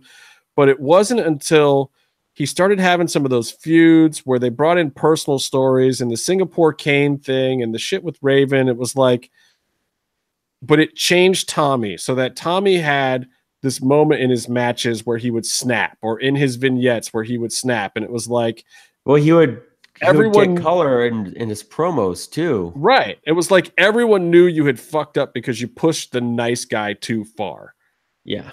And they do that with Eddie Edwards. And look, Tommy Dreamer's in the storyline with him. So if there's anybody there that can coach you to that, he's standing right there. I mean, let's see if they can pull it off. We were talking about when they had the big match and Dreamer was there, how it was just classic ECW and the setups were the same, where the good guy getting revenge on the bad guy who's wronged him so viciously in the past. Now the bad guy is like in a prone position, tied to the ropes, handcuffed to a steel cage. The chair shot heard around the world. This was the whole same setup, but it's a guy in the ropes with a Singapore cane. Well, it's Heyman 101 too. Is you don't bring out the Singapore cane unless you're going to use it eventually. It doesn't have to be the first day. It doesn't have to be the second day. It might not even be till the 10th or 11th day, but eventually you have to pay it off. Yeah, that's good stuff. Right. I think. Oh, and another thing. Yes, Rebecca, I am that old. I am the oldest one by a long shot. There's gray hairs under here somewhere. I don't want to spend too much time on this, but the New Japan Cow Palace show stalled at about 3,000 tickets, and they have about 4,000 set aside for Japan for a 10,000 seat arena. Looks like they're probably going to push to get Jericho back in there at least. Those are expensive tickets for running it so quickly after another Long Beach one. Like, I think they could have done 6,000 easy if they went a year. Well, Cow Palace is a big venue, and up north is not as wrestling friendly as it is down here. Yeah. Contrary to popular belief, right now, SoCal wrestling scene is hot. It's hot. We've got Lucha Underground. We've got PCW. We've got Mav Pro. We've got Bar. We've got the Samoans, whatever their place is called. That show this past weekend was hot. Everybody was there. Like, if you really start looking at, plus in San Diego, Gus has been running shows down there forever now. Conan's doing some stuff down there with Ray, and there's all sorts of stuff going on. Like, running a show down here, especially Long Beach, that's kind of in the middle, it's easier to draw. I don't know that the Cow Palace was the right call. I mean, it's definitely, it's a location, it's a venue with a lot of prestige. I really thought someone was sneaking up behind me for just a moment. Leaf is just yawning because it's time to start his day. Yeah, but I'm not sure. I'm not exactly sure what this means for All In, but I do think All In is in a much better metropolitan area. And I think All In is a different story. And I know people that are going to Expo Lucha then straight to All In. Like, people are flying that whole weekend, and there's direct flights out of Vegas into Chicago. They're definitely doing better on ticket prices for All In. Yeah. Well, because part of the goal is to fill that thing. I mean, and I think people are coming in not at ridiculous rates to work that show. We'll see. Which is great. But I wonder, I hope Japan has success. That's kind of a big deal. Like, if that's a failure, they just put a dojo out here. Well, I mean, and that's the issue. It's like, if you want those shows to be here with the big names, you got to go to them, people. Yeah. Hopefully, it just means it's a success and we get Naito and Jericho, which we might be getting tonight over in Japan. Like, that might be getting kickstarted. It was interesting to see footage of Jericho on Monday Night Raw. It was just showing Great Royal Rumble package stuff, but. Oh my God! And the package that they ran with the Saudi woman talking, so blatant. Really? I admit, I know. Now. I know. No, they had another. No, they had another package tonight where they're talking, like, everyone's talking about how great it was. So they have this man talking first, and then they have a woman. They cut out her family, but she says that she was there, and then she adds in with my family. But I really want WWE to come back. And then they start showing clips of all the women in the audience who were cheering and stuff. It was actually a good thing. It was WWE totally trying to subvert their culture by now they have this footage showing these women having a good time at this event and not showing them in group shots with their husbands and kids. That is cool. All the women all the women who were there, if you don't know, had to be with a family. They were not allowed to be there by themselves. Be alone. Yeah, and it's a complicated situation. The female talent, I think, was confirmed that they did get paid as if they worked. Corey Graves definitely was vocal on Instagram, tweeting about how he was glad to get the fuck out of that shithole. But then also Sami Zayn, who has wrestled there in the past, was explicitly not allowed to go back this time because he's Syrian. Well, and look, there are issues clearly. Yeah, but at the same time, I don't know that everyone should be harsh on WWE for doing it. I kind of believe in Linda McMahon. I know that sounds weird because politically I don't see eye to eye with her, but she has moxie. And I believe that this had more to do with her than anyone else. Of her looking at Vince and saying, fuck yeah, take the money. And we're going to play this a certain way. Like, I felt like her fingerprints are on some of those promos, on some of the women who slipped on camera out there. I think she's got an agenda, and everyone should give it some time because, believe it or not, these are the kinds of things in the long run that can make a real difference in the world. And I know it's just dumbass wrestling, but at the same time, Vince goes in there with his grubby, greedy hands a couple of times to get a cash grab. They're going back. The Saudis paid, what, $23 million for that show? Look, they do a couple of those a year, and it covers some fucking paychecks on that roster. And that's good for the boys in the business. But at the same time, I think that WWE is going to try to subvert the pop culture of that whole country, be the thing, and slowly slide in more and more stuff. If you look at the storylines that they presented there, even this time, that's a lot for a country that's pretty much in the Stone Ages. Yo, but their Daivari dude is getting death threats. Yeah, the Iran thing's very dangerous to play. Sergeant Slaughter got death threats. Real ones from Americans. From Americans. We have wingnut radicals here too. Yeah. They just happened to.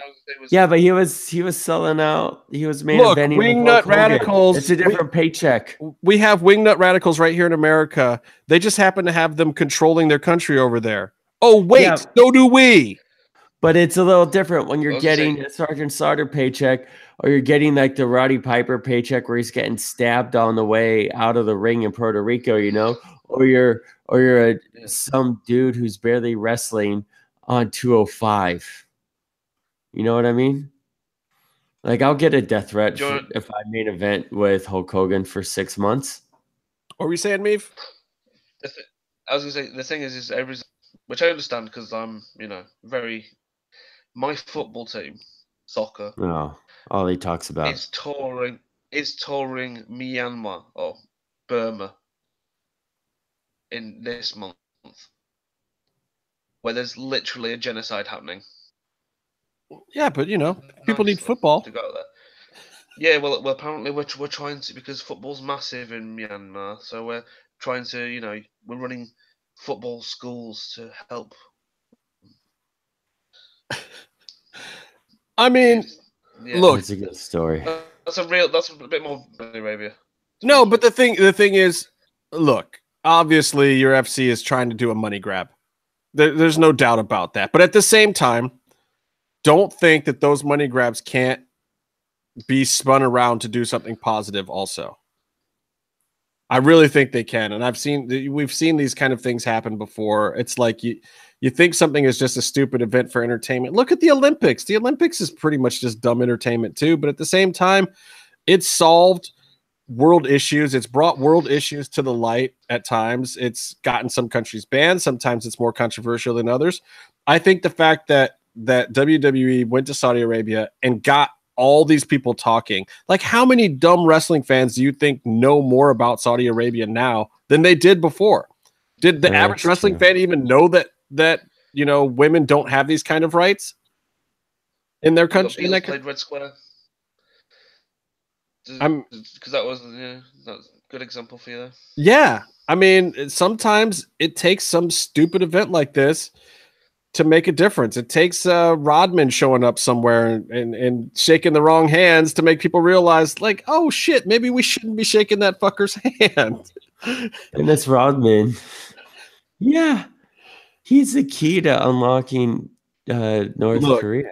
Look, Dennis Rodman is going to bring North and South Korea together. It's all him. Trump can take credit for it all day long, but it's going to be really Dennis Rodman who laid the groundwork for anything positive with North Korea. And that frighteningly, might actually be true. Yeah, he just wants to get back over. Kim Jong-un just wants, like, he wants to go to another basketball game or something with Rodman. Yeah. And he's using Trump and he's using everything else just to, get the invite. I'm still trying to figure out that Kross first date in the woods thing. Should I be really afraid of that? It reminds me of a joke where if he invites you. I just didn't know how much of that was a joke and how much of that was real. I don't know how to take Killer Kross sometimes. It reminded me of the story where Mr. Killer Kross and Meatloaf were walking into the woods one night, and Meatloaf turns to Mr. Killer Kross and says, "Mr. Killer Kross, it sure is, dark and spooky out here. I think I'm a little scared." And Mr. Killer Kross goes, "You're scared. I have to walk back alone." Sounds I would about go right. nowhere with Kevin alone. I can't.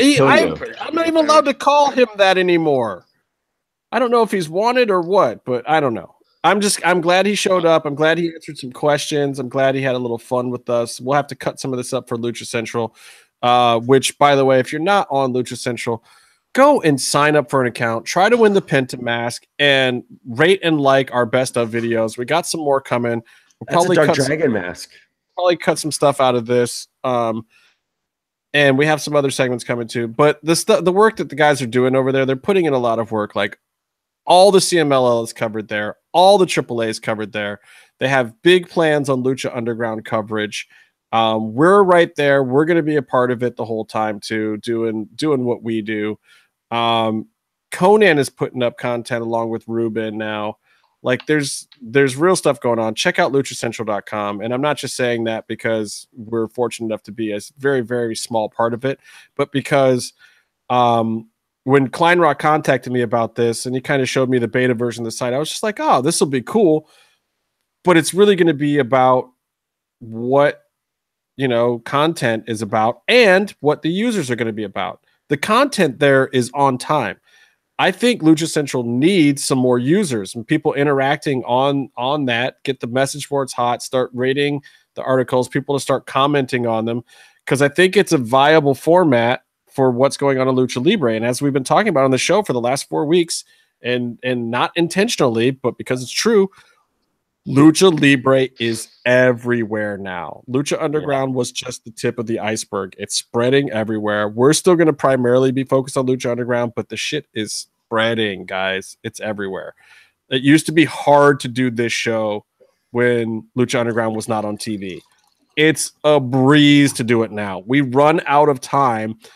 And an hour of the show used to be just a review of the episode of Lucha Underground. We haven't had a new episode to review in years. I didn't even get to talk about UFC this week. I guess I'll do it next week. We talked about it with Kross. Well, we talked about Bellator, so I guess you're off the hook. Yeah, UFC will be next week. First of all, fucking Frank Mir dove. He took a dive. He got a payday. He make you work that bullshit. If Fedor wanted to knock him out, he would have hurt him in a big way. Yeah, I see you didn't say that shit to Kross, but whatever.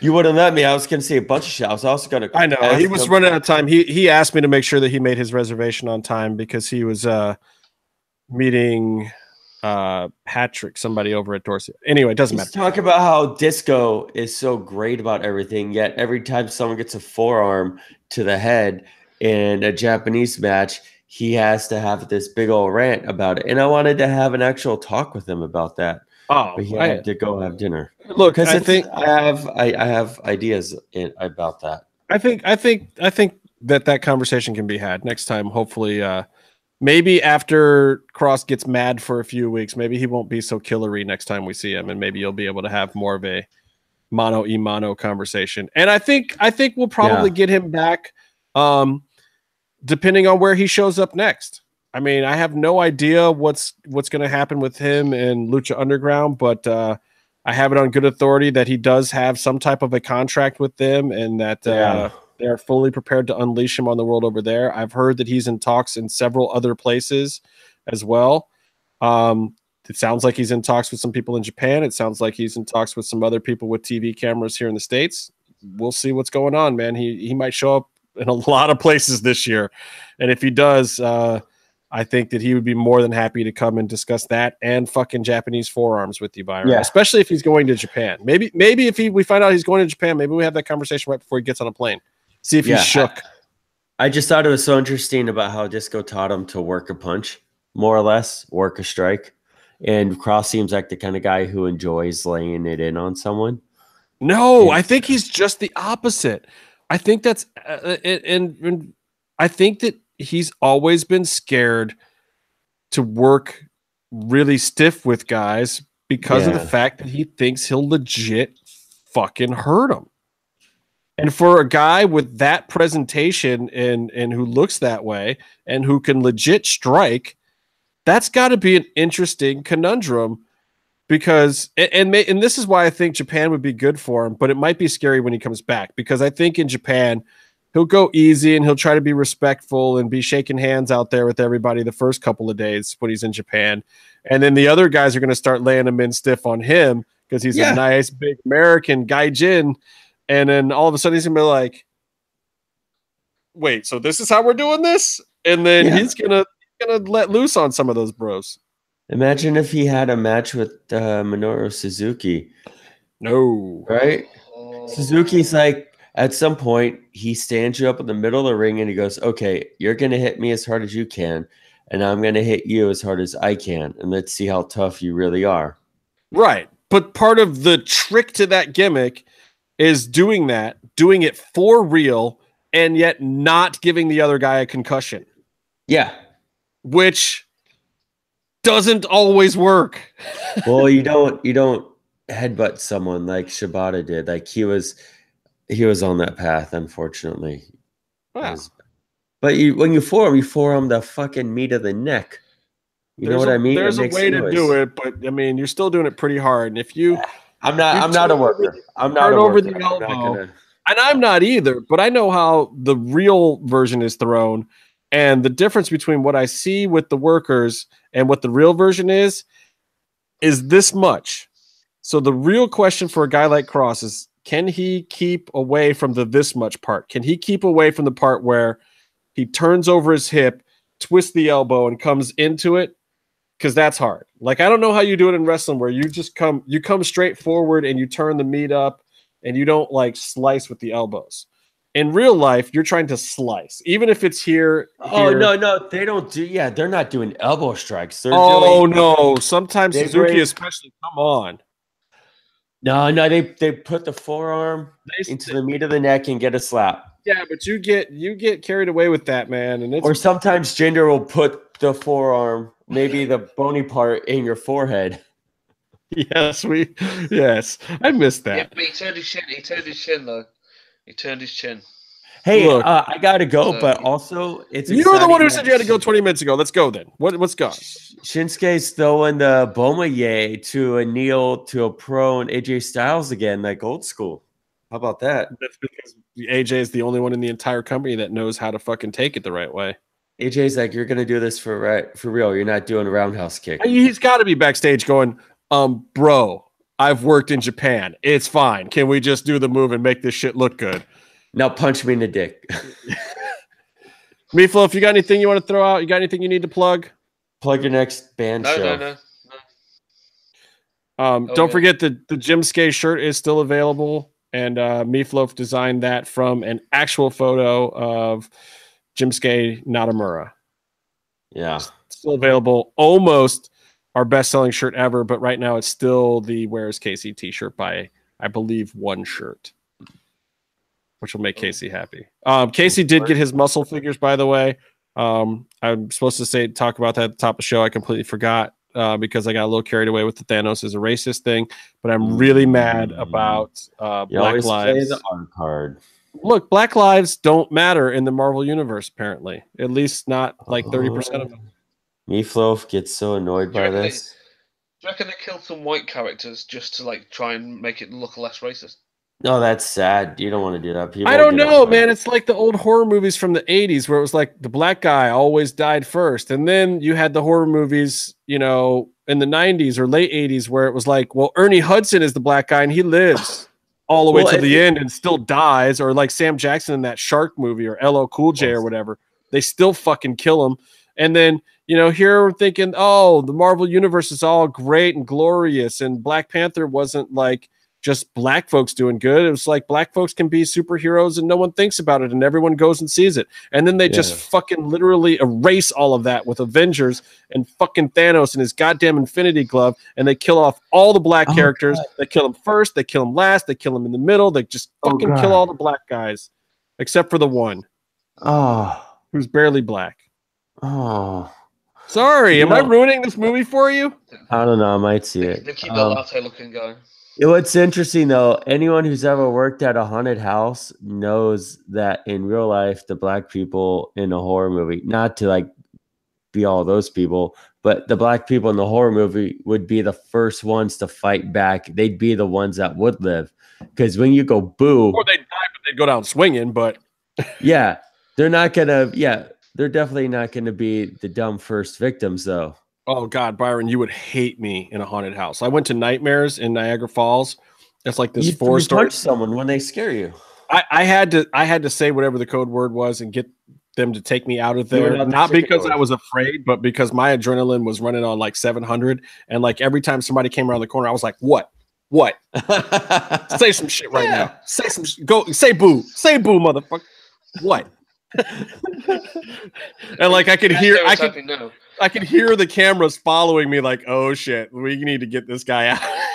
I did a movie at a haunted hayride. That's like the stereotype, you know what I mean? Like it's not like those I don't know. people, Look, there's stereotypes and then there's things that are true. Like that's if I am any indication of that being a truism and not a stereotype.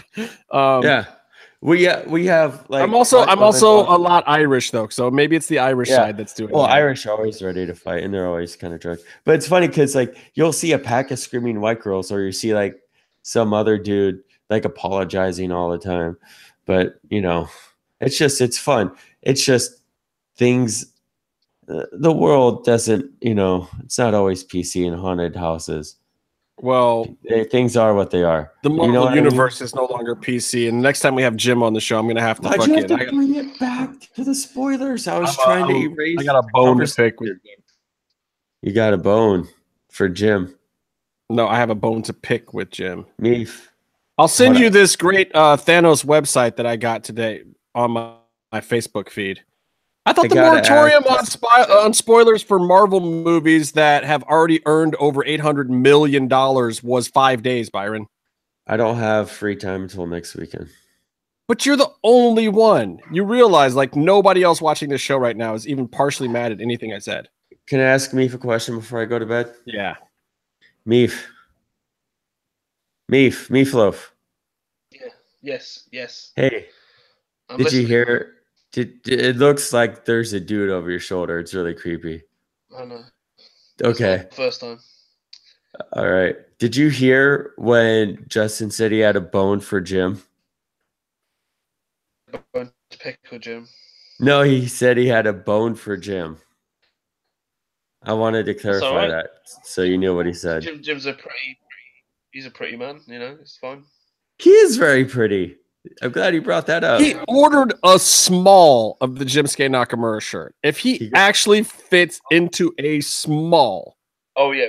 That's for his muscles. So, like, when he's posing next time, like his gas stone. When he's like, oh, no, biceps are too big for my sleeve. That. But Jim like, pussy slayer. Okay, look. Just don't take your ladies to Lucha Underground. Don't take them to Lucha Underground. It's a curse. I told you. I told you.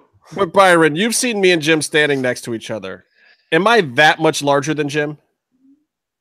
God.